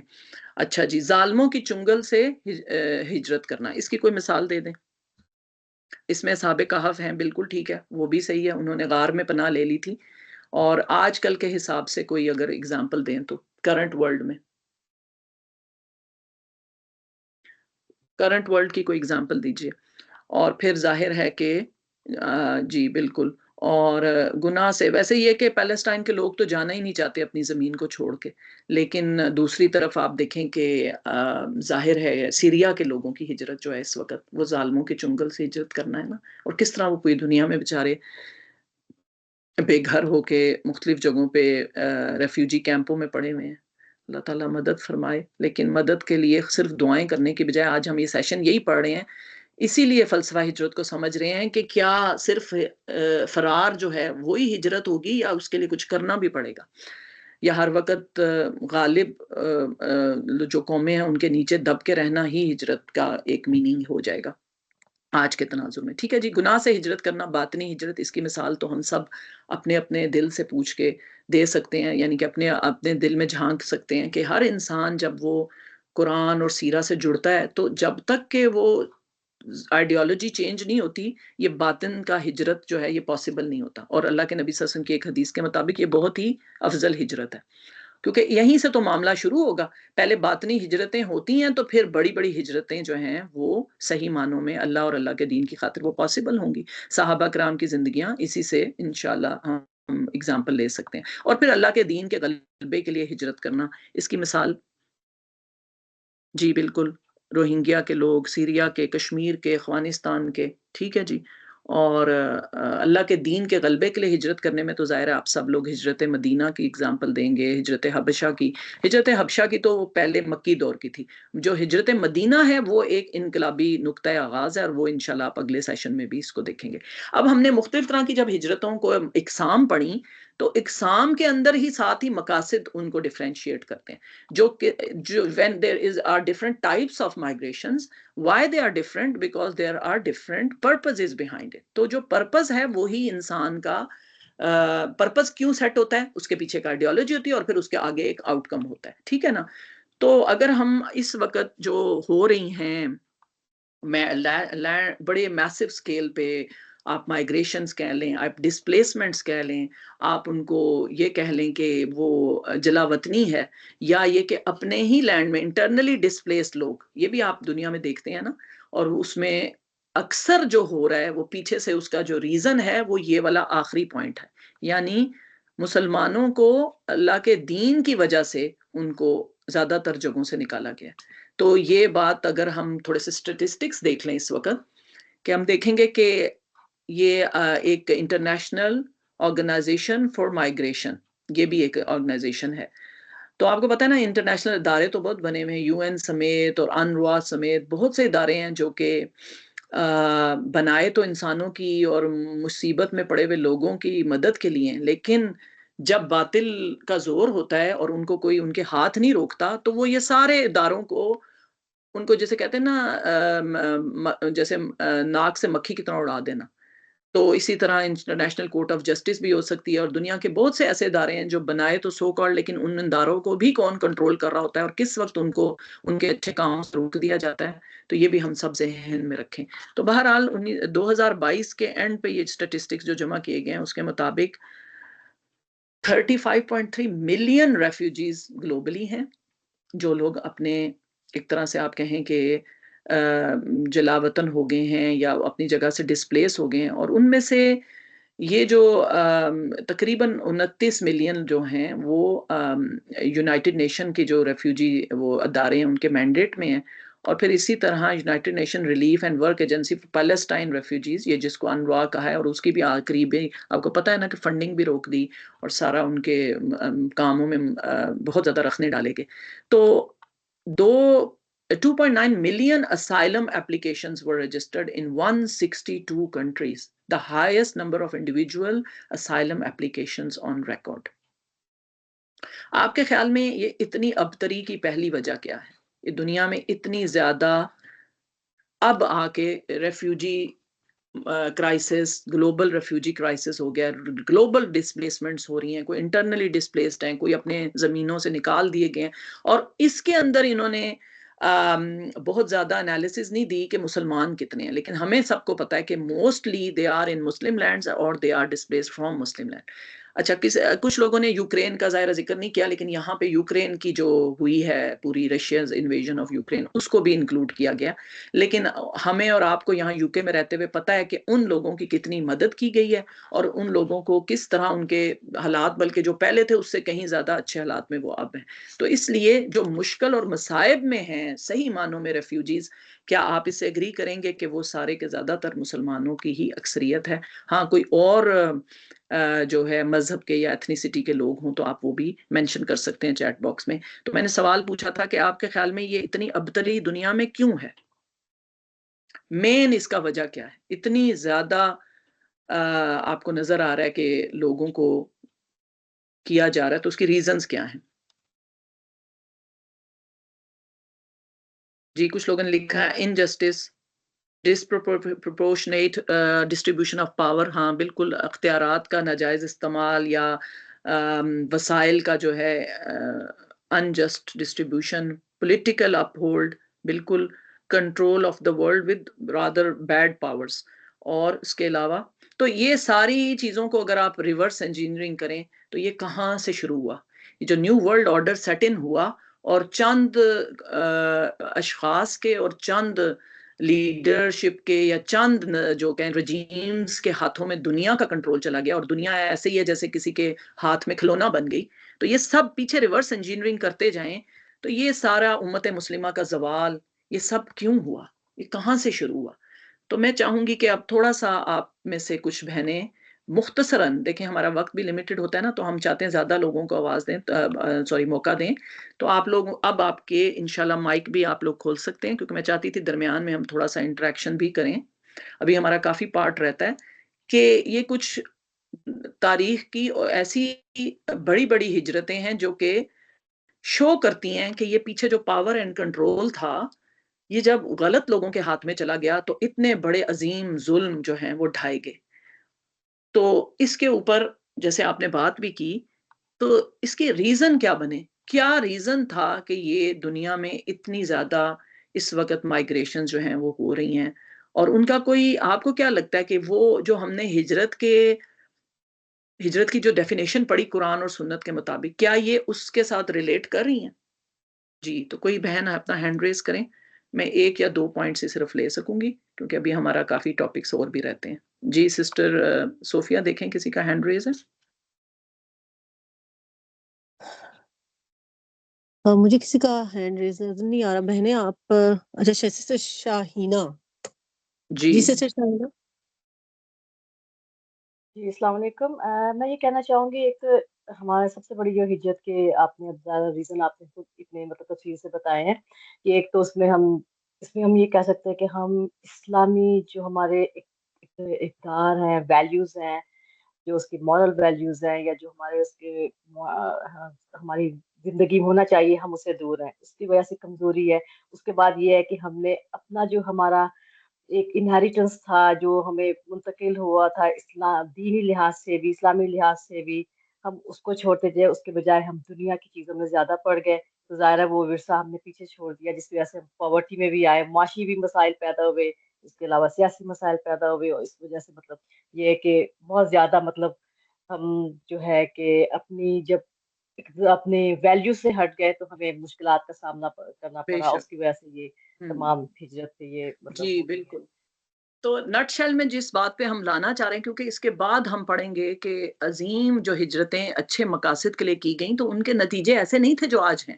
آج ہم لوگ بحیثیت ایک چیریٹی آرگنائزیشن، کتنی چیریٹی آرگنائزیشن، اگر میں آپ کو کہوں کہ آپ on top of your head مسلمانوں کی چیریٹی آرگنائزیشنز کو کاؤنٹ کریں، ہمارا کیا کام ہو گیا کہ ہم چیریٹیز لے کے دے رہے ہیں، جو کہ دینے کی ہے، اللہ نے ہمیں کہا ہے نا کہ ان کی مدد کریں، وہ تو ہم کریں گے کیا، لیکن مدد کرنے سے کافی ہو گیا کام؟ کیا ہم وہ اصولی طور پہ جو معاملات ہیں یہ ایسے ہی ہے جیسے ایک باکٹ کے اندر سوراخ ہے اور ہم اس میں ڈالے جا رہے ہیں پانی اور وہ نکلتا جا رہا ہے؟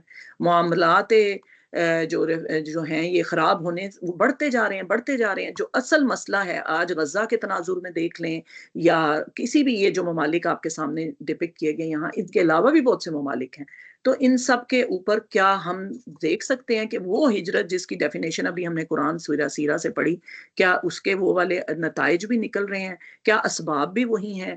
کیا جن طاغوتی قوتوں اور باطل کی قوتوں کے ہاتھ مضبوط کیے گئے ہیں اور مسلمان ملکوں کو ٹکڑے ٹکڑے کر کے، خاص طور پہ جب سلطنت عثمانیہ کا ڈاؤن فال ہوا، تو آپ اس کو ریلیٹ کر سکیں گے اپنے تاریخ کا جو کورس ہے اس سے بھی. ہمارا یہاں کام ہے کہ ہم سوچیں کہ اللہ سبحانہ و تعالیٰ نے جو یہ اس آیت کو ہم جس کو پڑھ چکے ہیں کہ اے لوگو یا عبادی الذین آمنوا ان ارضی واسعۃ فایایا فاعبدون، ان ارضی واسعہ. تو یہاں پہ اللہ تعالیٰ فرما رہے ہیں نا کہ میری زمین تو بہت وسیع ہے، تم جاؤ لیکن اپنے دین پر عمل کرنے کے لیے کسی اور جگہ نقل مکانی کرو، لیکن عبادت اور بندگی میری ہی کرو. تو ہمیں پتہ ہے پاسٹ میں کمیونزم کی جب سیارات تھی اور سینٹرل ایشیا کی مسلم ممالک کو جب انہوں نے اپنی لپیٹ میں لیا اور وہاں پہ خانقاہیں، مسجدیں، درسگاہیں بند کر دی گئیں، وہاں پہ علماء کو اذیتیں دی گئیں، اور جبر کی فضا میں جب وہاں پہ نہ ہو سکا اللہ تعالیٰ کے دین پہ عمل، تو وہاں سے لوگوں نے ہجرتیں کی. اسی طرح بغداد پہ کیا ہوا، اسی طرح اور دوسرے ممالک، اور ابھی ریسنٹ ہماری آن گوئنگ جو ہسٹری ہے وہ غزہ میں باندھی جا رہی ہے نا، اس کی پوری بنیادیں. تو وہ وہاں پہ کیا ہو رہا ہے اور باقی امت مسلمہ کیا کر رہی ہے. اللہ نے تو کہا ہجرت کرنے والوں کے ہاتھ مضبوط کرو، ان کے لیے وہ اسسٹنس پرووائڈ کرو تاکہ وہ اپنے دین پہ عمل کر سکیں. اور ہم دیکھ رہے ہیں کہ بیچارے میئر ایک پھٹے لٹے ہوئے کیمپوں میں پڑے ہوتے ہیں. آپ کیا سمجھتے ہیں وہاں پہ وہ اپنے دین کی کیا خدمت کر رہے ہوں گے، یا ان کا دین ان سے وہ کتنا فالو کر پا رہے ہوں گے، ان کے بچوں کے اندر کیا معاملات ہو رہے ہوں گے، مینٹل النسز کے کیا معاملات. تو یہ سب چیزیں ہم ذہن میں دیکھیں.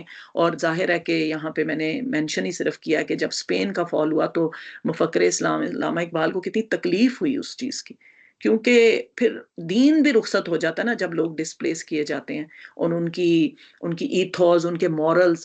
اور پھر آج ہم دوسری طرف کی مائگریشن دیکھتے ہیں جس کے لیے لوگ اپنا جان مال لٹا رہے ہیں. ہمارے سامنے وہ بھی تو ایگزامپلز ہیں نا کہ جہاں پہ ڈیڈیکیشن نظر آتی ہے، جہاں پہ ملینز آف جو ہے پاؤنڈز اینڈ ڈالرز خرچ کیے جا رہے ہیں اجتماعی طور پہ امت مسلمہ کے، جہاں پہ ہم دیکھتے ہیں کہ کوئی کہتے ہیں نا کہ no stone unturned to get those visa applications, ہمیں وہ ایفرٹس بھی نظر آ رہی ہیں. تو یعنی جہاں پہ امت مسلمہ کا اتفاق ہے وہاں پہ تو کام بڑا اچھا آگے بڑھ رہا ہے. اور ایسی یونیورسٹیوں میں ماشاءاللہ مسلمانوں کے بچے پہنچے ہیں، جو کہ فخر کی بات ہے، قابل فخر ہے. پر بات یہ ہو رہی ہے کہ کیا ہم امت مسلمہ دنیا ہی میں ہجرتیں دنیا ہی کے مقاصد کے لیے کرنے آئے تھے؟ ہمارا وہ جو عظیم مقصد ہے وہ کہاں چلا گیا؟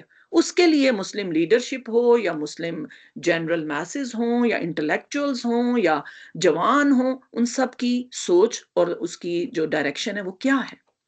تو جو اللہ سبحانہ تعالیٰ کے دین کے لیے ہجرت ہے اس کے مقاصد بھی ان کے اوپر بھی ہم ذرا دیکھ لیں کہ یہ تو آیت ہم پہلے بھی پڑھ چکے ہیں کہ اللہ سبحانہ تعالیٰ نے اس کی جو فضیلت بیان کی وہ یہاں پہ آ گئی.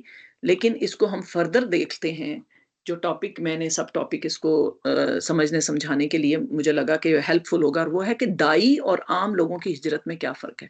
پوری دنیا میں ہی مائگریشنز ہو رہی ہیں، پوری دنیا میں ہی موومنٹس ہو رہی ہیں، لوگوں کی ماس موومنٹس، لیکن ایک دائی اور ایک عام انسان کی ہجرت میں کیا فرق ہے. اور ساتھ ہی ہم یہ بھی ریفلیکٹ کریں کہ کیا ہجرت راہ فرار ہے یا ناکامی اور پسپائی کا اعلان ہے. تو ہم دیکھیں گے کہ جس ہجرت کو اللہ سبحانہ و تعالیٰ نے اپنے رسول اللہ صلی اللہ علیہ وسلم کی زندگی سے ہمیں سکھا دیا، اس کا فلسفہ سمجھیں گے تو ہمیں پتہ چلے گا ان ساری ہجرتوں کے اوپر جو مینارہ نور ہے. ویسے تو پوری انسانی تاریخ ہی ہجرت کی داستانوں سے عبارت ہے، لیکن ہجرت مدینہ سے پوری دنیا کا نقشہ بدل گیا. آج کا جو کرنٹ ورلڈ ہے اس سے اور پیچھے چلے جائیں، مسلمانوں کا جو عروج کا وقت تھا 1000 سال سے بھی زیادہ، وہ سارا پوری دنیا کو فائدہ پہنچا نا. اس کا نقطہ آغاز ہجرت مدینہ تھا. انسانی معاشرے کو شادابی ملی، انسانی معاشرے میں ترقی ہوئی، لوگوں کے اندر ایک جو انسان کو اللہ نے اکرم پیدا کیا، کامل پیدا کیا، علم کے حوالے سے بھی لوگوں کو جتنی ان کو اللہ نے علم عطا کیا تو اس کا صحیح استعمال، لوگوں کو نفع پہنچانا، تو وہ سارا کچھ ہم دیکھتے ہیں انسانی معاشرے میں. اور اس کا پیوٹل پوائنٹ آپ سوچیں جب حضرت عمر رضی اللہ تعالیٰ عنہ، اللہ سبحانہ تعالیٰ نے ان کو 3 برے اعظموں سے بھی بڑی حکومت عطا کی، تو اس وقت انسانی معاشرے میں جو فلاح اور جو تصور تھا وہی تو تصور تھا جو دینا تھا امت مسلمہ نے دنیا کو. تو فلسفہ ہجرت مدینہ سمجھنا اور سمجھانا میری بہنوں بہت ضروری ہے، اور آج کی ہجرتوں میں جو ناکامی، پسپائی، بیچارگی، وہ ہمیں اس کو ریفلیکٹ کرنا ضروری ہے کہ وہ کیوں ہو رہا ہے۔ ہجرت کرنے والے اور ہجرت میں معاون بننے والے وہ سب کہاں ہیں، کدھر ہیں، وہ کیا سمجھ رہے ہیں، اور ساتھ ہی ساتھ ہم یہ بھی ریفلیکٹ کریں کہ تمام اسلامی عبادات میں ہجرت، صبر، قربانی، عزم، جہاد مشترکہ ہے۔ آپ اگزامپل دیں کہ ہم کس طریقے سے ریلیٹ کر سکتے ہیں توحید، نماز، روزہ، حج، زکوٰۃ، ان سب میں یہ کیسے مشترک ہے؟ اگر آپ میں سے کوئی ریفلیکٹ کرے کہ کیسے مشترک ہے تمام اسلامی عبادات میں یہ چیزیں، اگر میں کہہ رہی ہوں کہ مشترک ہیں تو کیا آپ اس سے اگری کرتے ہیں؟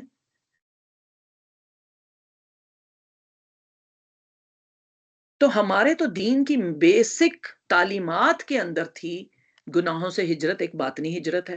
نماز کے لیے جب انسان اٹھتا ہے، چاہے وہ سخت سردی کا موسم ہو یا سخت جو ہے چھوٹی رات ہو گرمیوں کی، لیکن جب انسان اٹھتا ہے تو کیا وہ صبر کا، قربانی کا، عزم کا اور جد و جہد کا وہ محور نہیں ہوتا؟ اسی طرح روزہ ہے، اسی طرح حج تو انصاروں کا مجموعہ ہے، لیکن حج کے بعد جو اگلی چیز ہے جو ہمیں حج کے فلسفے سے سمجھ آتی وہ یہی ہے، جہاد۔ وہ یہی ہے کہ اپنی زندگی میں محور بدلنا، ہجرتیں کرنا۔ اور ساتھ ہی ہم دیکھتے ہیں کہ اللہ کے رسول صلی اللہ علیہ وسلم جب دنیا سے تشریف لے گئے تو آپ کے بعد صحابہ کرام نے اپنی زندگی کا محور کیا بنایا؟ آپ صحابہ کرام نے نبی صلی اللہ علیہ وسلم کے ساتھ حج کیا، اس کے بعد مدینہ چھوڑ دیا، ہجرت، جہاد اور غلبہ اسلام اسی میں مصروف ہو گئے تھے نا۔ تو یہی چیز قرآن کے ذریعے ہمیں پتہ چلتی، شہادت حق اور اقامت دین کے ذریعے امت مسلمہ اور امت مسلمہ کی بیدار لیڈرشپ کا بھی تو یہی تقاضا تھا، ان سے بھی تو یہی تقاضا تھا۔ تو آج ہم کہاں کھڑے ہیں جس کی وجہ سے ہم دیکھتے ہیں کہ جو ان کی ہجرت کے اسباب تھے وہ یہ تھے کہ وہ دین کو کمزوری سے نکال کر مستحکم بنائیں۔ یعنی ہجرت مدینہ صحابہ کرام نے، اللہ کے رسول صلی اللہ علیہ وسلم اور پھر بعد میں باقی صحابہ نے اس لیے نہیں کی کہ انہوں نے پسپائی اختیار کی۔ کئی لوگ یہ سوچتے ہیں کہ ہجرت کا مطلب بھاگ جاؤ وہاں سے، پسپائی تو اختیار نہیں کی۔ جتنے بھی اگزامپلز قرآن میں آئی ہیں ہجرتوں کی، ان کے اندر تھا کہ ایک کمزوری کی حالت آ گئی ہے، اب ہم نے اس کو مستحکم اور پائیدار اور اسٹرینگتھ کیسے دینی ہے۔ دنیا پہ جب کمزوری غالب آتی ہے تو دنیا میں شرک کے اندھیرے پھیلتے ہیں، دنیا میں طاغوت کے اندھیرے پھیلتے ہیں، تو اس کے ہاتھوں کو کمزور دوبارہ کیسے کرنا ہے؟ ابھی تو حق اور باطل کی جنگ میں باطل غالب آیا ہوا ہے بظاہر، تو اس باطل کو دوبارہ کمزور کیسے کرنا ہے؟ اس کے لیے اس کو اللہ سبحانہ تعالیٰ کی توحید اور بندگی کا بول بالا کیسے کرنا ہے، اسلام کو دوبارہ سے عزت کیسے دینی ہے، لوگوں کے بجائے اللہ سبحانہ تعالیٰ سے رجوع کیسے کرنا ہے۔ تو اس لیے بہت فرق ہے جو صحابہ کرام اور انبیاء کرام نے جو ہجرتیں کیں اور جو ہمارے سفر ہیں اور ان کے سفر ہیں، ہمارے جو ٹرانسفرز ہیں اور ان کے ٹرانسفرز ہیں۔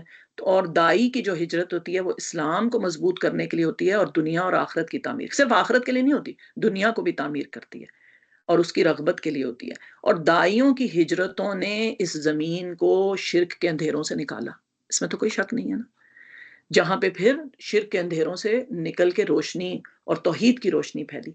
اسی طرح آپ دیکھیں کہ یہ سارے علاقے، اللہ کے رسول صلی اللہ علیہ وسلم کے زمانے میں 2 سپر پاورز تھیں، ایک ظاہر ہے کہ اہل فارس تھے جو کہ شرک کرتے تھے، اور دوسری طرف اہل روم تھے، وہ بھی ایک طرح سے شرکی کرتے کہ اللہ کے رسول کو انہوں نے بیٹا بنا دیا، اللہ کا معاذ اللہ۔ تو وہ سارے علاقے جہاں پہ شرک کے اندھیرے تھے، ان سب کو اللہ سبحانہ تعالیٰ کی رحمت سے جب ہجرتیں کی گئیں تو وہ اللہ کے دین میں شامل ہوئے۔ وہ ساری پرانی شرکیہ تہذیبیں وہ اسلام کے اندر جب آئیں تو اللہ تعالیٰ نے ایمان کی روشنی کو دنیا میں منور کیا۔ لیکن جب ایمان کی روشنی ہلکی پڑی، جیسے کہ ابھی آپ لوگوں نے لکھا، جب ایمان کی روشنی ہلکی پڑی تو شیطان ان پہ حاوی ہو گیا۔ خوشحال مسلمان نفسانی خواہشات اور ملک سازی، ملک ہو گئے، امت کا درد تو نکل گیا نا، اور امت کی حیثیت اور امت کا فلسفہ ہی نکل گیا، تو پھر پکڑنا آسان ہو گیا، ڈیوائیڈ اینڈ رول۔ تو پھر کمیونسٹ، ہندو، صلیبیوں کے ہاتھوں میں یہ دنیا کی باغ دوڑ، اور آج دنیا کی باغ دوڑ شدید اسلام دشمنوں کے ہاتھوں میں چلے گی، جو کہ اسلام کو رمق کے طور پہ بھی نہیں دیکھ سکتے۔ اتنے برے حالات ہیں اسلامی ملکوں کے، اس کے باوجود ان کا بس نہیں چل رہا کہ مسلمانوں سے اسلام کی روشنی بھی ختم کر دی جائے۔ تو اور اللہ تعالیٰ نے سورۃ توبہ میں کہا نا کہ جو کچھ ان کے دلوں میں ہے بغض، وہ اس سے کہیں زیادہ ہے جو کہ وہ مینیفیسٹ کریں، اور مسلمان فتنوں کی دلدل میں پھنس گئے۔ تو ہمارے لیے اس پوری چیز سے مثال سمجھنے کے لیے بہت ضروری ہے کہ ہم دیکھیں کہ اللہ سبحانہ تعالیٰ نے جو پیٹرن دیا ہجرت کا اور اس کی آفٹر میتھ کیا ہونی چاہیے، وہ فلسفہ جب امت مسلمہ سے پورا اجتماعی بھی گیا، انفرادی طور پہ بھی گیا، تو لوگ اپنی اپنی ہجرتوں میں لگے ہوئے ہیں، لیکن اس کے آؤٹ کم کیا نکل رہے ہیں؟ تو داہیوں کی ہجرت کی مثالوں میں اگر ہم دیکھیں تو سر فہرست انبیاء کرام کی ہجرتیں ہیں۔ ظاہر ہے نبی اکرم صلی اللہ علیہ وسلم کی ہجرت اگلے سیشنز میں آپ کے ساتھ ڈیٹیل میں کی جائے گی، ہم اس سے پہلے کے انبیاء کرام کی ہجرتوں کا دیکھتے ہیں۔ تو اب میں ون لائنر سب سسٹرز کو کہوں گی آپ ہینڈ ریز کریں تو آپ اس میں حصہ ڈالیں، کیونکہ یہ بہت ہی پڑھی پڑھائی ہوئی باتیں ہیں ہماری۔ الحمدللہ جنہوں نے نئے لوگوں نے جوائن کیا وہ بھی ٹیک پارٹ کر سکتے ہیں۔ حضرت آدم علیہ السلام کی ہجرت، آپ اس کے اوپر کوئی بات کریں کہ آپ اس سے کیا سمجھتے ہیں؟ حضرت آدم علیہ السلام کی ہجرت کیا ہجرت تھی؟ جی پھر اسی طرح اگلے میں ہم حضرت نوح علیہ السلام کی ہجرت، حضرت ہود، حضرت صالح۔ تو اب چونکہ وقت کی کمی ہے تو ہم ان 4 انبیاء کی دیکھ لیتے ہیں کہ حضرت آدم کی ہجرت کے بارے میں کسی نے ہینڈ ریز کیا؟ جی صوفیہ کسی نے ہینڈ ریز کیا، بات کرنا چاہتے ہیں؟ جی نہیں، ابھی کسی کا ہینڈ ریز نہیں ہے۔ اچھا جی ٹھیک، سسٹر ایک ہینڈ ریز ہوا ہے، سسٹر شہینہ ہے۔ اگر کوئی نئی بہن بات کرے، میں چاہوں گی باقی بہنیں بھی ماشاءاللہ کافی اٹینڈنس ہے، پیاری بہنوں بات کریں آپ۔ دیکھیں کچھ غلط اور صحیح اور غلط نہیں ہوتا، اصل جی چیز ہوتی ہے کہ we have to make it interactive. جی جی بات کیجئے آپ سسٹر، اور بریف بات کیجئے گا۔ حضرت آدم کی ہجرت آپ کو کیا اس کی امپریشن ہے، آپ کیا سمجھتی ہیں حضرت آدم علیہ السلام کی ہجرت؟ السلام علیکم جی۔ میں سمجھتی ہوں کہ اٹ واز ان کو جو جنت سے ہی واز سینٹ ٹو ارتھ۔ بالکل بالکل، سو یا اور اس کے بعد انہوں نے پھر کیا کیا اس ہجرت کے بعد؟ روتے رہے بیٹھ کے اور ریفیوجی بن گئے تھے؟ جی جی انہوں نے کیا کیا تھا؟ What did he do after once he was migrated to earth? What did he do? he asked for Allah's help. Yes, and he also established the order of Allah subhanahu wa ta'ala, है ना? So he was a prophet as well. He was a prophet as well. جی جزاک اللہ خیر۔ تو بالکل آپ نے صحیح بات کی کہ حضرت آدم کی جو ہجرت تھی وہ زمین کی طرف، وہ اصل میں انسانوں کی سب سے پہلی ہجرت تھی۔ اور آپ کو پتہ ہے کہ ہمارا جو تاریخ اسلام کا کورس ہے اس کا بھی پہلا سیشن یہی ہے۔ انسان کو بظاہر تو جنت سے اتار دیا گیا، بظاہر یہ لگتا ہے کہ ایک اس میں نیگیٹو کنوٹیشن ہے، لیکن ایسی بات نہیں ہے۔ آدم علیہ السلام کا جنت سے زمین پہ بھیجا جانا ایک عظیم ہجرت کا نتیجہ تھا۔ ان سے اللہ تعالیٰ نے انسانیت کو ہدایت کا عظیم جو تحفہ ہے وہ عطا کیا۔ پھر حضرت آدم سے ہی انسانوں کے نمبرز بڑھے، پھر دنیا میں مختلف جگہوں پہ موومنٹس ہوئیں، تبھی تو یہ معاشرے قائم ہوئے۔ اس میں لوگوں نے دیکھا، کیسے لوگوں نے دیکھا کہ ہم کہاں سیف ہیں۔ پھر حضرت آدم کی اولاد سے آگے آگے ہماری پاپولیشن بڑھی، تو وہ اس ہجرت کا بھی ایک مقصد تھا نا کہ انسان کو خلیفہ فی الارض کا ایک بڑا کام وائس جیرنٹ ٹو اللہ سبحانہ تعالیٰ دیا گیا۔ تو ہجرتوں کے ساتھ سٹیٹس بھی ریز ہوتے ہیں اگر ہم کرنا چاہیں تو، ٹھیک ہے۔ اس کے بعد ہم دیکھتے ہیں کہ وہ ان کی تحریک وہی تھی جو اللہ کے رسول صلی اللہ علیہ وسلم تک آتے آتے انبیاء کرام کی ساری تحریک کا مقصد کیا تھا؟ بندگی رب۔ تو اسی مسلسل جد و جہد کے ساتھ سارے انبیاء کرام کی کامن جو تحریک تھی وہ ہجرت تھی۔ اس کے اندر لوگوں کی گالیاں کھانا، لوگوں کی جو ہے اپنے گھروں سے بے وطن ہونا، بے گھر ہونا، پھر باطل قوتوں کے ساتھ ان کا ٹکراؤ، حق کا بول بالا۔ تو ان سب کے بغیر ہجرت کمپلیٹ تصور نہیں ہے۔ انبیاء جو تھے وہ اللہ کی راہ میں گھروں سے نکلتے تھے، تو اس کی وجہ سے ان کو اللہ تعالیٰ ان کے درجات بلند کرتے تھے، ان کو اللہ تعالیٰ معجزے عطا کرتے تھے، ان کو حکمتیں، اور وہی چیزیں پھر وہ اپنے فالوورز کو سکھاتے تھے۔ تو یہ سارا کچھ جو ہے ان کی تحریکوں سے ہم سمجھتے ہیں کہ وہ اللہ کے دین کے داعی تھے نا سب سے بڑھ کے۔ تو وہ کیوں اتنی ہجرتیں کرتے تھے، وہ کیوں اتنی تکلیفیں سہتے تھے؟ تو اگر ہم اب حضرت نوح علیہ السلام کی بات کر لیں تو کوئی اور بہن ہینڈ ریز کریں، حضرت نوح علیہ السلام کی ہجرت کا کیا سبق آپ کو ملتا ہے؟ جی بریفلی انشاءاللہ، اینی سسٹر کین پارٹیسپیٹ انشاءاللہ۔ جی سسٹر کا ہینڈ ریز ہے۔ جی جو نئی سسٹر نیچے کی طرف سے بھی، ایک سسٹر نیچے کی طرف سے آپ لیں نمبر لسٹ میں، اور ایک اوپر کی طرف سے۔ تو جی کن سسٹر نے ہینڈ ریز کیا؟ شگفتہ صدیق۔ جی سسٹر بات کریں آپ، سسٹر شگفتہ۔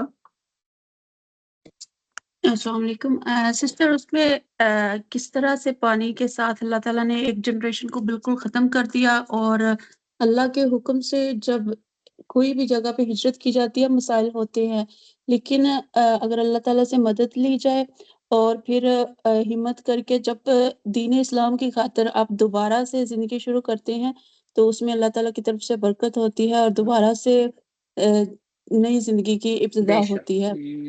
بالکل، ہجرت ایک نئی زندگی کی بھی نوید دیتا ہے، اور بالکل آپ کی بات صحیح ہے۔ اور دوسرا آپ یہ بھی دیکھیں کہ حضرت نوح نے کتنی قربانی دی اس ہجرت کے لیے۔ پہلے تو انہوں نے صبر کا مظاہرہ کیا، ہجرت سے پہلے کے حالات کا مقابلہ کیا، اور پھر جب ہجرت کا ٹائم آ گیا تو انہوں نے ایک طرح سے بیٹا بھی ان کا انہی لوگوں میں پیچھے رہ جانے والوں میں ایک بیٹا تھا نا، تو اس پین سے بھی گزرے انہوں نے، یعنی اپنے لوڈ ونس کو پیچھے چھوڑا نا، اور انہوں نے اللہ سبحانہ تعالیٰ کی ٹوٹل اتباع اور اللہ کی جیسے کہتے ہیں بندگی اختیار کی۔ تو حضرت نوح علیہ السلام کے ٹائم کی زندگی سے آپ نے جیسے کہا کہ پھر اللہ نیا سب کچھ نیا دے دیتا ہے، پھر ان کی 3 بیٹوں سے اولاد، پوری دنیا میں لوگوں کی نمبرز اور پاپولیشن پھیلی۔ تو یہ بالکل اہم بات ہے کہ ہم یاد رکھیں کہ ہجرتوں میں مصائب، پریشانیاں اور اپنے وطن کو چھوڑنا اور بہت ہی نامساعد حالات سے ٹکرانا، یہ سب شامل ہے۔ ٹھیک ہے جی، ہم آگے بڑھتے ہیں۔ اور حضرت ابراہیم خلیل اللہ، اور اللہ سبحانہ تعالیٰ نے ان کو اولو الانبیاء بھی کہا، تو ان کی ہجرت کے بارے میں تو پورا قرآن ہی اس کی گواہی دیتا ہے، لیکن اگر کوئی سسٹر بالکل بریفلی مجھے بتا سکیں اور سب بہنوں کے ساتھ شیئر کر سکیں کہ حضرت ابراہیم کی ہجرت کا کیا لیسن ہے۔ جی، سسٹر مقاصد ناہید کیا ہے؟ دیے گا۔ جی sister Nahid, you can speak انشاءاللہ۔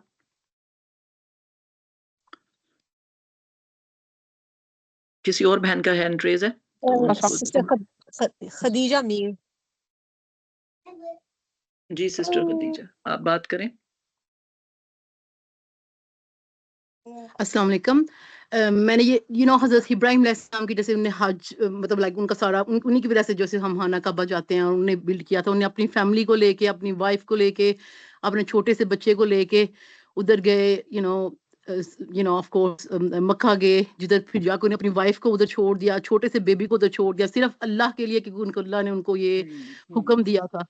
تو پھر ان کے بچے ادھر چھوڑ کے اپنی فیملی کو واپس آ گئے۔ تو یہ کتنی بڑی ہجرت تھی، کیسے انسان اپنی وائف کو، مطلب یہ چھوٹا سا بیبی تھا ان کا، اور یہ ان کی پھر ان کے اس ہجرت سے ہمارے سارے مسلمانوں کی، اب ہم اس کی وجہ سے ہم جاتے ہیں ادھر خانہ کعبہ میں، ہم اللہ کا حج کرتے ہیں، اور مسلمانوں کی یونٹی کا وہ ایک نشان بن گیا ہے کہ ان کی ہجرت کا ہمیں جو ہے نا اس طرح اللہ نے ان کو اگزامپل بنا دیا، ان کی ہجرت کو ہم سب کے لیے کہ کتنی بڑی ان کی قربانی تھی اللہ کے اللہ کے صرف ایک اللہ کے حکم کے صرف اس کو امپلائی کرنے کے لیے انہوں نے ہمارے لیے لائک اور انہوں نے یہ کیا، اور پھر وہ ساری ہمارے لیے ایک ایگزامپل بن گیا پورے جزاک اللہ خیر۔ جب تک مسلمان رہیں گے۔ یس بالکل، قرآن میں اللہ تعالیٰ نے ثبت کر دیا، اللہ نے ان کی ہجرتیں اور ان کی قربانیاں، ان کی جد و جہد، ان کے مشکلیں، ان کے مسائل، ان کی پوری فیملی کو اللہ تعالیٰ نے اتنا زیادہ ایک بزرگی اور برتری عطا کر دی کہ وہ مینارہ نور ہیں ان سب لوگوں کے لیے جو اکیلے ہیں اور اکیلے ہجرتیں کرتے ہیں، بالکل اکیلے تھے، ساتھ ان کے حضرت لوط تھے اور حضرت سارہ تھیں جب وہ نکلے تھے۔ اور آپ دیکھیں کہ اللہ سبحانہ تعالیٰ نے ان سے کتنا عظیم کام لیا کہ پورے عربین پیننسولا میں ان کے فٹ سٹیپس ہیں، ہے نا، 80 سال تک اولاد بھی نہیں تھی پہلے تو، پھر اولاد دی تو وہ بھی انہوں نے ہجرت میں کھپائی۔ تو کہنے کا مطلب ہے اللہ سبحانہ تعالیٰ نے اپنے انبیاء کرام کی ہجرتوں میں اتنے نشانیاں رکھی ہیں کہ ایک ایک نبی کی ہجرت کو ہی الگ سے مطالعہ کریں تو ہم دیکھ سکتے ہیں۔ اب آگے بڑھتے ہیں، حضرت یوسف علیہ السلام کی ہجرت، اس سے آپ کو کیا ملتا ہے سبق، یا آپ نے ابھی تک جو فلسفہ ہجرت سمجھا آپ حضرت یوسف، اور ماشاءاللہ بہت سی بہنیں چیٹ باکس میں لکھ رہی ہیں، جزاک اللہ خیر، میں وہ بھی پڑھ رہی ہوں۔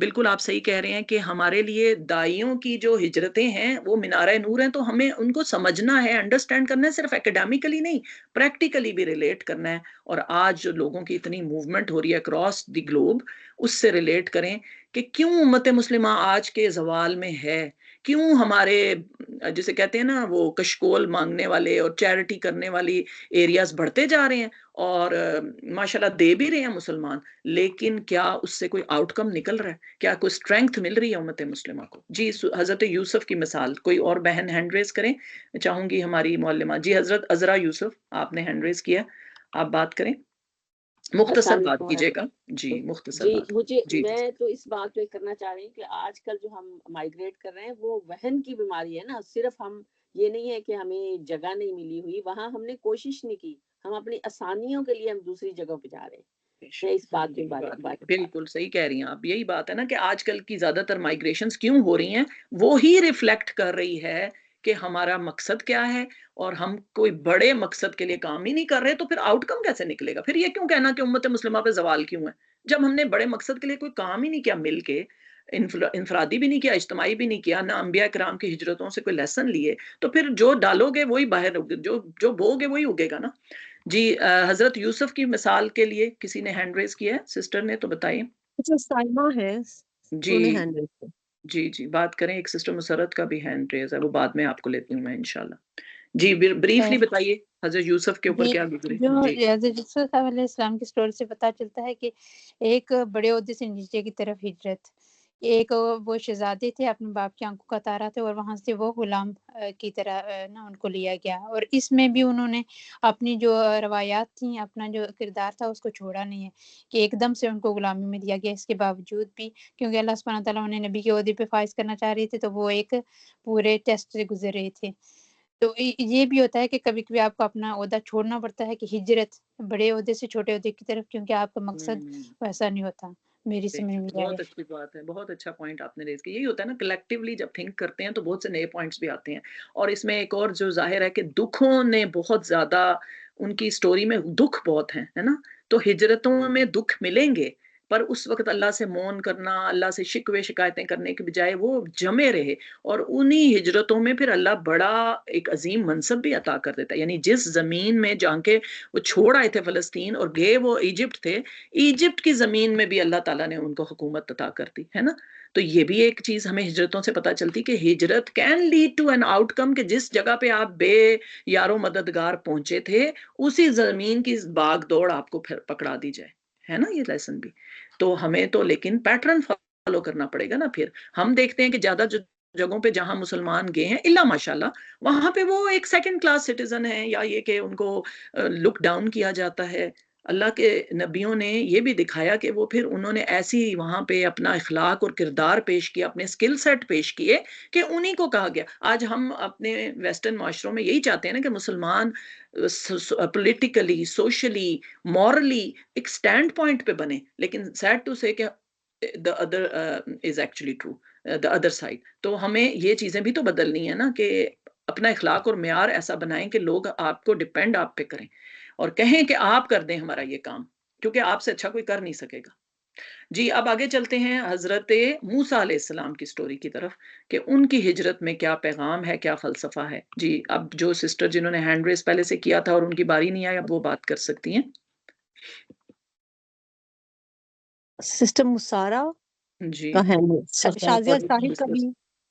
جی سسٹر شازیہ السلام شاہ علیکم۔ آپ بات کریں، جی کریں بات۔ جی سسٹر، کن سسٹر نے پہلے بات کی ہے؟ جی کیجیے۔ جی حضرت یوسف علیہ السلام کی سٹوری میں ایک تھوڑی سی ایک ایڈیشن کرنا چاہوں گی، جس سے میں ایگری نہیں کر رہی تھی کہ وہ غلامی میں تو نہیں گئے تھے مصر میں، ٹھیک ہے۔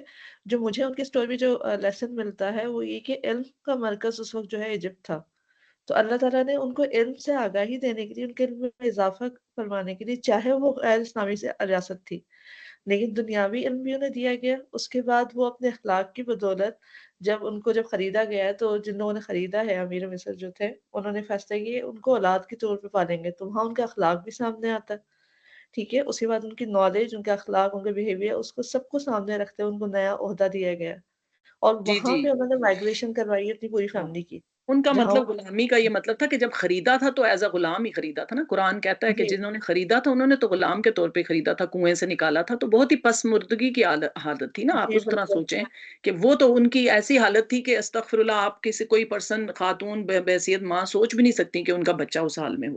اور وہاں سے پھر جب ان کو رکھا بھی تھا اپنے گھر میں، تو ایز اے سبارڈینیٹ ہی رکھا تھا، اور پھر جو کچھ ان کے ساتھ ہوا، اور انہیں پھر جیل میں ڈال دیا گیا۔ تو جیل سے نکل کے اللہ نے ان کو کیا عروج دیا کہ وہ اسی لینڈ کے آل ان آل بن گئے۔ تو یہ بات بالکل آپ کی صحیح ہے کہ علم تو تھا ہی، لیکن اللہ سبحانہ تعالیٰ نے جو ان کو علم دیا، ہاں بالکل صحیح بات ہے، جزاک اللہ خیر۔ جی سسٹر، ایک اور سسٹر ہیں، انہوں نے ہینڈ ریز کیا ہے حضرت موسیٰ علیہ السلام کے بارے میں۔ جی سسٹر، ہم تھوڑا سا سپیڈ اپ کریں گے، we have some more topics to go through.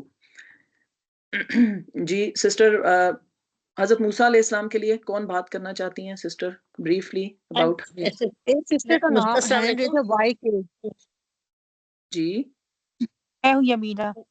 तो मैं इसके बारे में बात करूंगी कि हजरत मूसा अलैहिस्सलाम ने 2 मरतबा हिजरत की थी। एक दफ़ा तो जब फ़िरौन से उनके ऊपर एक इल्ज़ाम वो उन्होंने उनसे एक शख्स कत्ल हो गया था क़िब्ती, तो वो वहाँ से उन्होंने हिजरत की थी और मदयन के इलाके में चले गए थे। लेकिन दूसरी जो उनकी हिजरत थी, जो मेजर हिजरत थी, वो जो उनके बनी इसराइल के जो लोग थे, जो कि गुलामी की ज़िंदगी गुजार रहे थे और वो मुस्तकिल जो है वो जी जी फ़िरौन जी के जी लोगों के साथ, जी तो उनको निकाल कर लेके जाने के लिए फिर अल्लाह ताला ने उनसे हिजरत करवाई थी। तो वो उस तरह से फिर वो लेकिन उसका फलसफा क्या था? हम तो ये भी पूछ रहे हैं ना कि फलसफा क्या था? हज़रत मूसा की हिजरत में मेन जो उन्होंने क्या-क्या चीज़ें एक्सपीरियंस की, तो वो भी अगर आप बताना चाहें तो? वो वहाँ पर चूँकि फ़िरौन जो था वो एक तरह से खुदाई का दावा करता था और वहाँ से जो है वो चूँकि जी। फैला रहे थे, वो दीन की दावत करते बार-बार, हर तरह की भी यानी उनके ऊपर मुसीबतें आई फ़िरौन के ऊपर, मगर वो अपनी हठ धर्मी पे कायम रहा और हज़रत मूसा अलैहिस्सलाम ने देख लिया था कि ये जो है मानने वाला नहीं है। जी, जी, जी, जी। के बाद वो ठीक है जी, उस तरीके के जज़ाकल्लाह ख़ैर, बिल्कुल। अब हम सारा कुछ तो ज़ाहिर है यहाँ डिस्कस नहीं हो सकता, हम तो मोटी-मोटी बातें करेंगे, लेकिन एक ज़हन में आपके आ गया कि हज़रत मूसा ने अपने वक़्त के फ़िरौन से, हम कहते हैं ना आज इस्तारा बन गया ये एक इडियम और फ्रेज़ है कि अपने वक़्त के फ़िरौन से टक्कर लेना। तो एक्चुअली हज़रत मूसा ने तो एक्चुअली जो फ़िरौन था, जो कि ज़ुल्म और इस्तबदाद और जो आप कह सकते हैं कि ऑपरेशन का सिंबल था, वो उससे टक्कर ली। तो हिजरतों में ये भी शामिल है कि मैंने अभी आपको पहले जो पॉइंट्स 11 बताए, अपने वक़्त की बातिल से टक्कर लेना। और फिर हज़रत मूसा को अपने फ़ॉलोअर्स से भी इतनी तकलीफ़ें और परेशानियाँ आईं, जो वो हिजरत में थे। यानी कितनी तकलीफ़ें तो बनी इसराइल से भी बाद में आईं और उन्होंने पहले किब्तियों से भी तकलीफ़ें देखी और फिर बनी इसराइल से खुद भी देखी। तो ये भी एक बात है कि हिजरत के अंदर बहुत ज़्यादा सब्र, हौसले और एक लीडरशिप क्वालिटी की भी ज़रूरत होती है। और अल्लाह सुब्हान व तआला ने हज़रत मूसा की स्टोरी तो कुरान में जा-बजा बयान की है और हमें पता है कि हज़रत मूसा अलैहिस्सलाम ने कितने मुश्किलात और मसाइब का सामना किया और वो भी एक टाइम था जबकि वो मदियन में थे और उनके पास कुछ भी नहीं था और अल्लाह ने फिर सब कुछ दे दिया। तो ये भी इस हिजरत के सफ़र में हमें पता चलता है कि इंसान को अल्लाह पे तवक्कुल करना चाहिए। सब कुछ मिल जाएगा अगर अल्लाह की खातिर हिजरतें की हों और अल्लाह ही की खातिर छोड़ा हो सब कुछ, तो अल्लाह ताला दुनिया भी बनाते हैं और आखिरत का तो ज़ाहिर है कि एक अजर वो तो साबित है। तो अब हम टुवर्ड्स एंड ऑफ सेशन बढ़ रहे हैं, तो हम देखते हैं कि इन सारी बातों से जो हमें एक नुक्ता अमल भी मिल रहा है, एक नज़रियाती एक पॉइंट्स भी मिल रहे हैं, वो क्या हैं कि इब्तला और आज़माइश, यानी हिजरत एक मुसलसल इम्तिहान है। इसमें हमें अंबिया किराम की हिजरतों से पता चलता है कि कुर्बानी, सब्र और फिर खुशी-खुशी, हर वक़्त मौनिंग नहीं, जहद मुसलसल है और साथ ही साथ हिकमत अमली, अब आगे क्या करना है, अब आगे क्या करना है। ये तो नहीं कि बेचारगी और हमें कहीं नज़र नहीं आती। हमें किसी अंबिया किराम की हिजरतों को हमने एग्ज़ाम्पल बना के देखा, हमें तो कहीं ये नज़र नहीं आता कस्म पुरसी, बेचारगी और हमें चैरिटी दे दो, हमें ये कर दो, है ना? ये चीज़ नहीं है। लोगों के पास, जिनके पास तो नहीं है, उन तक पहुँचाना ही मुश्किल हो गया, जैसे कि आज गज़्ज़ा का हादसा। और कहीं पे वो है कि दे-दे के हमने लोगों को मज़ीद मजबूर और बेकस और बेअमल बना दिया। तो 2 एक्सट्रीम्स है ना? तो अल्लाह सुब्हान तआला ये दिखा रहे हैं हमें कि हिजरत एक इम्तिहान है। हिजरत में कदम-कदम पे हौसलों को आज़माया जाएगा। इंसान की स्टेडफास्टनेस को परखा जाएगा। इसार और कुर्बानी का वक़्त आएगा तो चेक किया जाएगा कि उसने राहे हक में क्या कुर्बान किया है। जब जद्दोजहद के और जिहाद के मरहले आएँगे तो पता चलेगा कि वो उसके लिए जान और माल इम्पोर्टेंट है या अल्लाह सुब्हान तआला के दीन का गलबा। अपने वतन को खैरबाद कहना पड़ता है, अपनी मट्टी से कता ताल्लुक करना पड़ता है और ये जो जज़्बाती इमोशनल अटैचमेंट्स होती हैं और जो कल्चरल बाउंड्स होते हैं वो छोड़ने पड़ते हैं। हमारे यहाँ सेइंग है ना, ओ सन ऑफ द लैंड या धरती माँ है, ये कोई कॉन्सेप्ट दीन में नहीं है। दीन जोग्राफियाई सरहदों से ऊपर की चीज़ है। लेकिन बहरहाल इंसान को होमलैंड से मोहब्बत होती है, लेकिन उस होमलैंड को छोड़ना पड़ता है और फिर अपनी जवानी गलानी पड़ती है। हज़रत इब्राहीम ने क्या किया?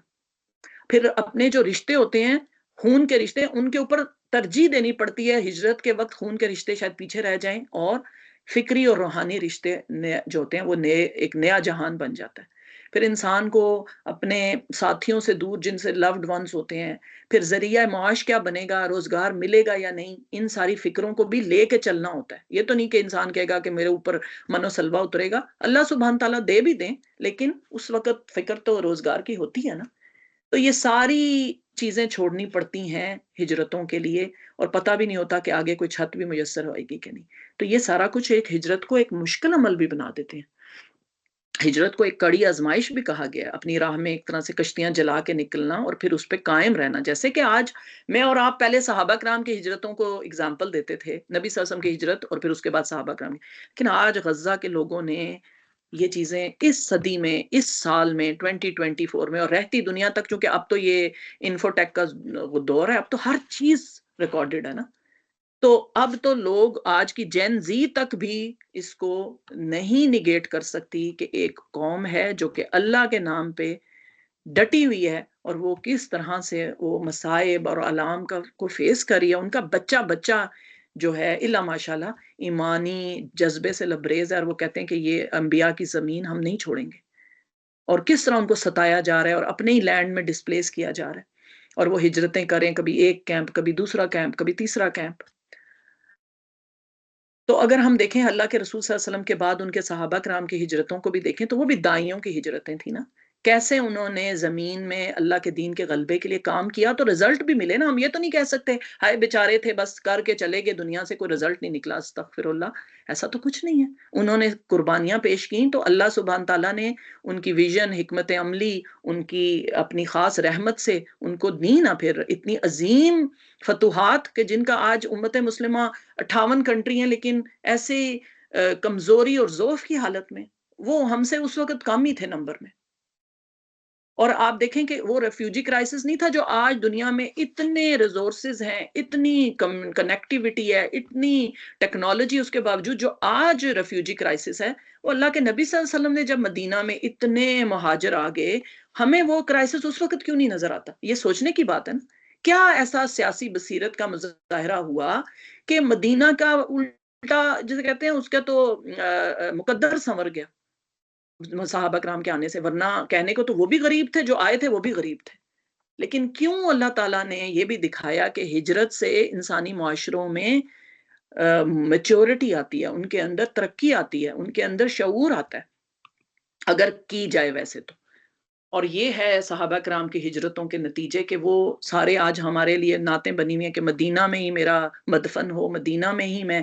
ٹھیک ہے، شوق اپنی جگہ ہے، لیکن کام بھی تو کرنے کا پیش کرنا. ان صحابہ کا دل نہیں چاہتا تھا کہ وہ بھی مدینہ میں دفن ہو جائے. کہاں پہ جا کے اللہ سبحانہ تعالیٰ نے ان سے کام لیا. آپ کے سامنے لسٹ ہے صحابہ کرام کی کہ ان کے مدفن کہاں ہیں، to the best of knowledge. تو اللہ سبحانہ تعالیٰ نے ہمیں داعیوں کی ہجرتوں سے یہ جو ہیں مثالیں قائم کی ہیں رہتی دنیا تک. میں اور آپ ان میں سے ایک ایک کو بھی اگر پڑھیں تو ہمیں سمجھ آ جائے کہ ان کی زندگی کا مقصد، نظریہ، ان کی ہجرتوں کے مقاصد کیا تھے، اور اللہ کے رسول صلی اللہ علیہ وسلم کے بعد انہوں نے اپنے حصے کا کام کیا تو دنیا نے پھر وہ عظیم فائدے اور وہ عظیم غلبہ اسلام دیکھا، اور اس میں جو انسانیت کو فائدہ پہنچا. ہم تو اس پہ بات کریں نا. آج دنیا میں اگر غلبہ اقوام ہے چند اقوام کا، وہ دنیا کو دے کیا رہے ہیں آپ یہ دیکھیں. کیا صرف اچھا وائی فائی مل جانا، اچھی جو ہے نا مل جانا، بجلی کٹ نہیں کٹ ہوتی، کیا سڑکیں اچھی بن گئی ہیں، کنیکٹیوٹی ہے، اور سو کالڈ جو ہے تیزابی ایجوکیشن جو علامہ اقبال کہتے ہیں نا کہ یہ خود ہی پہ تیزاب کی طرح ہے، لیکن وہ ملنے کے بعد ہم سمجھ رہے ہیں کہ ہماری دنیا سنور گئی. دنیا میں کیا ہو رہا ہے پورے گلوب کو اگر آپ دیکھیں تو کیا دنیا اس وقت جسے یہ کہتے ہیں کہ پوسٹ ماڈرن ورلڈ، یہ کیا انسانی جو معیارات ہیں ان کو کسی طرح سے کسی درجے میں بھی وہ پورے ہو رہے ہیں ہر ایک کے ساتھ، اور کس درجے پہ انسانیت کی تذلیل ہو رہی. کتے بلیوں سے بھی انسان کی زندگی جو ہے نا کمتر ہو گئی ہے. تو کیا وہ چیز ہم اس کو ریلیٹ کرتے ہیں کہ یہ کیوں ہو رہا ہے؟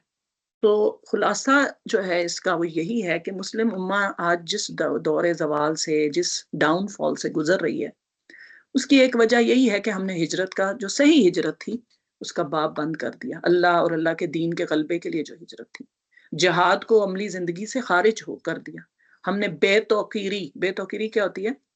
ویری لولی لائف، جس کا کوئی مقصد صرف دنیاوی ہوتا ہے، اور اس میں بھی کوئی عزت نہیں ہے. بس ٹھیک ہے جی، انسان کو کچھ چیزیں مل جائیں اور کچھ چیزوں کو اس نے ان پہ کمپرومائز کر لیا، اور اس میں ایک مسلمان کی جو اللہ کی طرف سے جو اس کو بندگی رب کے بعد جو ایک توقیر ملتی ہے، اس بے توقیری کو ہم نے گلے کا ہار بنا لیا اس کے بغیر.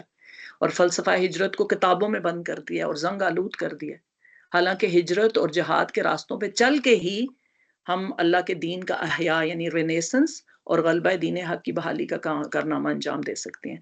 تو اگر ہم چاہتے ہیں، ہم سب، چونکہ ہم سب امتی ہونے کا دعویٰ کرتے ہیں نا، ہم سب چاہتے ہیں کہ ہمیں اللہ کے رسول صلی اللہ علیہ وسلم کے سامنے شرمندہ نہ ہونا پڑے، ہمیں حوض کوثر سے پانی ملے، تو ہم یہ بھی تو دیکھیں کہ وہ جو انقلاب جس کا دروازہ ہجرت سے کھلا تھا اور جس کے بعد عالم کے اندر ایک چینج آ گیا تھا اس گلوب کے اندر، وہ چینج اب بہت دوسری طرف چلا گیا، وہ دوسرا چینج آ گیا، بالکل دا نیگیٹو کانوٹیشن۔ تو ہمیں ہجرت اور جہاد کے مکفل جو دروازے ہیں نا، جن کو زنگ آلود کر دیا گیا، وہ کھولنا پڑے گا۔ ہمیں بحیثیت امتیں اسلام کی خواتین اسلام کے، ہمیں اپنے بچوں کو وہ ہجرت کا سبق جو ہے وہ یاد کروانا ہوگا کہ کیوں اللہ کے دین کے لیے ذاتی اور انفرادی کے ساتھ ساتھ اجتماعی ہجرتیں کیوں ہوتی ہیں، کیا کیا جاتا ہے اور کیوں اس کو کرنا ہے، اس کی ضرورت کیا ہے۔ اور جب تک ایک اور بات کہ ہجرت مدینہ کے بعد ظاہر ہے نبی صلی اللہ علیہ وسلم کی احادیث ہیں جن میں آپ نے وہ جو ہجرت کا فرضیت تھی وہ ختم کی کہ مدینہ ہجرت کرنا جب فتح مکہ ہو گیا تو اس کے بعد وہ فرض کے درجے سے نکل گیا تھا، لیکن اس کا یہ مطلب نہیں کہ ہجرت ہی ختم ہو گئی۔ ہجرت جو ہے جب تک حق اور باطل کا آپس کا ٹکراؤ اور جنگ رہے گی، جو کہ رہتی دنیا تک رہے گی، تو اسی طرح ہجرت کا حکم بھی رہے گا۔ ہجرت جو ہے یہ اس کا معاملہ قیامت تک ہے۔ باطل کے ساتھ جو مارکا ہے، باطل کے ساتھ جو ٹسل ہے، جو ٹکراؤ ہے، تو امت مسلمہ کو ہر سطح پہ ہجرتوں کی ضرورت ہے، جغرافیائی حدود ہوں، ثقافتی ہوں، تعلیمی ہوں، روحانی اور فکری ہوں، جنہیں آپ کہتے ہیں انٹلیکچول، پھر سائنس، مذہب، معاشرتی اور قانونی محاذ پہ۔ یہ جو محاذ ہیں ان سب کے ساتھ ایک زبردست اس وقت کشاکش ہے، زبردست۔ آپ دیکھیں انٹلیکچول ڈیبیٹ سے لے کے ہمارے فائنینسز تک ہر چیز بالکل اپوزٹ ہے۔ جو آپ کے بچوں کو اے لیول میں سکھایا جاتا ہے وہ سارا وہیں سے ہی حالات فرق ہو جاتے ہیں، کیونکہ ساری theory theology totally anti Islamic ہوتی ہے، الا ماشاءاللہ۔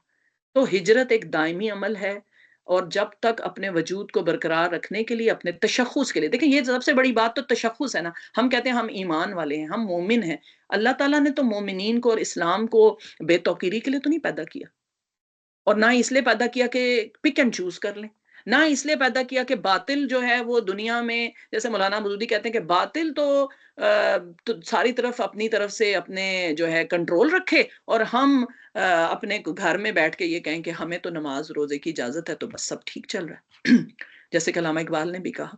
تو طاغوتی قوتوں کے سامنے اگر جو مارکا اگر کوئی رچانا ہے، کوئی محاذ رچانا ہے، تو ہجرت جو ہے اس میں ایک پیوٹل پوائنٹ ہے۔ اور میں قرآن اور سیرہ کی ہی بات سے ہم نے شروع کیا تھا تو ہم اسی پہ ختم کریں گے کہ اللہ کے رسول صلی اللہ علیہ وسلم نے فرمایا کہ پہلے ہم قرآن کی آیت کو دیکھ لیں کہ ہجرت جو ہے وہ ایک اور جو ہجرت کا عظیم مقصد پورا ہوتا ہے وہ ہے ایمان اور منافقت کے درمیان ایک واضح فرق ہے۔ یہ پختہ ایمان کی دلیل ہے، یہ اخوت، جہاد، رحمت اور نجات اور مغفرت اس سے حاصل ہوتی ہے، دین کی نصرت اور غلبے کے لیے اور اللہ تعالیٰ کی رضا کے لیے، اور ساتھ ہی ساتھ اس پورے کو اگر ہم دیکھیں تو ایک اجتماعی دینی شعور ہے جو کہ ہجرت کے فلسفے سے ہمیں ملتا ہے۔ اللہ تعالیٰ فرماتے ہیں سورہ توبہ میں کہ اللہ کے ہاں تو انہی لوگوں کا درجہ بڑا ہے جو ایمان لائے اور جنہوں نے اس کی راہ میں گھر بار چھوڑے اور جان و مال سے جہاد کیا، وہی کامیاب ہیں۔ ان کا رب انہیں اپنی رحمت، خوشنودی اور ایسی جنتوں کی بشارت دیتا ہے جہاں ان کے لیے پائیدار عیش کے سامان ہے، نعیم مقیم، اللہم ربنا جعلنا منہم۔ اور نبی اکرم صلی اللہ علیہ وسلم کی حدیث ہے کہ آپ سے پوچھا گیا حضرت عبداللہ بن عمر نے کہ کون سی ہجرت جو ہے وہ بہترین ہے، تو آپ نے فرمایا کہ to emigrate away from that which Allah disapproves، اپنے نفس میں وہ چیز سے ہجرت کرنا جو کہ اللہ کو پسند نہیں ہے۔ اور یہ پچھلی حدیث کہ اللہ کے رسول صلی اللہ علیہ وسلم سے یہ بھی ثابت ہے کہ آپ نے فرمایا کہ migration will not end until repentance ends and the repentance will not end until the sun rises from the west۔ تو یہ اس بات کے لیے دلیل کے طور پہ میں یہ حدیث یہاں پہ رکھی تھی۔ اللہ سبحانہ و تعالیٰ سے دعا کرتے ہیں کہ اللہ تعالیٰ ہمیں ہجرت کا ایسا شعور، اس کے فلسفے کا ایسا جو ہے ادراک عطا فرمائے، ایسا ہمیں مائنڈ سیٹ عطا فرمائے کہ ہم اپنے باطنی ہجرت کے ساتھ ساتھ امت مسلمہ کو جو عروج ہم دینا چاہتے ہیں، اللہ تعالیٰ ہم سے کوئی کام لے لے اس سلسلے میں، ہم سے، ہماری آنے والی نسلوں سے، ہماری اولادوں اور انشاءاللہ تمام امت مسلمہ کو اللہ تعالیٰ اس زوال سے، اس ڈاؤن فال سے نکالنے کے لیے ہمیں ایسی حکمت عملی اس ہجرت کے فلسفے سے عطا فرمائے کہ جس سے ہم وہ کام کریں جو کہ اللہ تعالیٰ کی رضا کا باعث ہو۔ جزاک اللہ خیرن، سبحانک اللہم و بحمدک، نشہد ان لا الہ الا انت، نستغفرک و نتوب الیک۔ Everything good was from Allah سبحانہ تعالیٰ، اور میری طرف سے کوئی بھی خطا یا کوئی کمی رہ گئی تو اللہ تعالیٰ ہمیں مجھے معاف فرمائے، آمین۔ جزاک اللہ خیرن sister Sofia, over to you. بہت اچھا، مطلب بارک اللہ آپ نے فیکم سسٹر صادیہ، آپ کے ہم بات نہایت بہت مشکور ہیں کہ آپ نے نہایت بہترین اور مؤثر انداز سے ہجرت کے معنی، اس کے ابدی پیغام کو اسلامی تاریخی پس منظر اور پھر دور حاضر کے تقاضوں سے ہم آہنگ کر کے بیان کیا۔ اللہ تعالیٰ ہمیں سیرت النبی کی روشن تعلیمات پر عمل کر کے اپنے اخلاق اور کردار کو بہتر بنانے کی توفیق عطا فرمائے اور امت مسلمہ کو اتحاد اور اتفاق عطا فرمائے، آمین یا رب العالمین۔ بہنوں، ہمارے پروگرام کا وقت ختم ہوا چاہتا ہے۔ اگلے ہفتے پیر کے دن اسی وقت پر ہجرت کے حوالے سے ایک نئے عنوان، ہجرت مدینہ، انقلاب مصطفی صلی اللہ علیہ وسلم کا نقطہ آغاز کے ساتھ آپ سے پھر ملاقات ہوگی۔ اپنا بہت خیال رکھیے گا۔ فی امان اللہ، سبحانک اللہم و بحمدک، نشہد ان لا الہ الا انت، نستغفرک و نتوب الیک۔ بسم اللہ الرحمن الرحیم، والعصر ان الانسان لفی خسر الا الذین آمنوا وعملوا الصالحات وتواصوا بالحق وتواصوا بالصبر، آمین یا رب العالمین۔ السلام آمین۔ علیکم ورحمۃ اللہ وبرکاتہ۔ وعلیکم السلام ورحمۃ وعلیکم اللہ السلام وبرکاتہ۔ ورحمۃ اللہ وبرکاتہ۔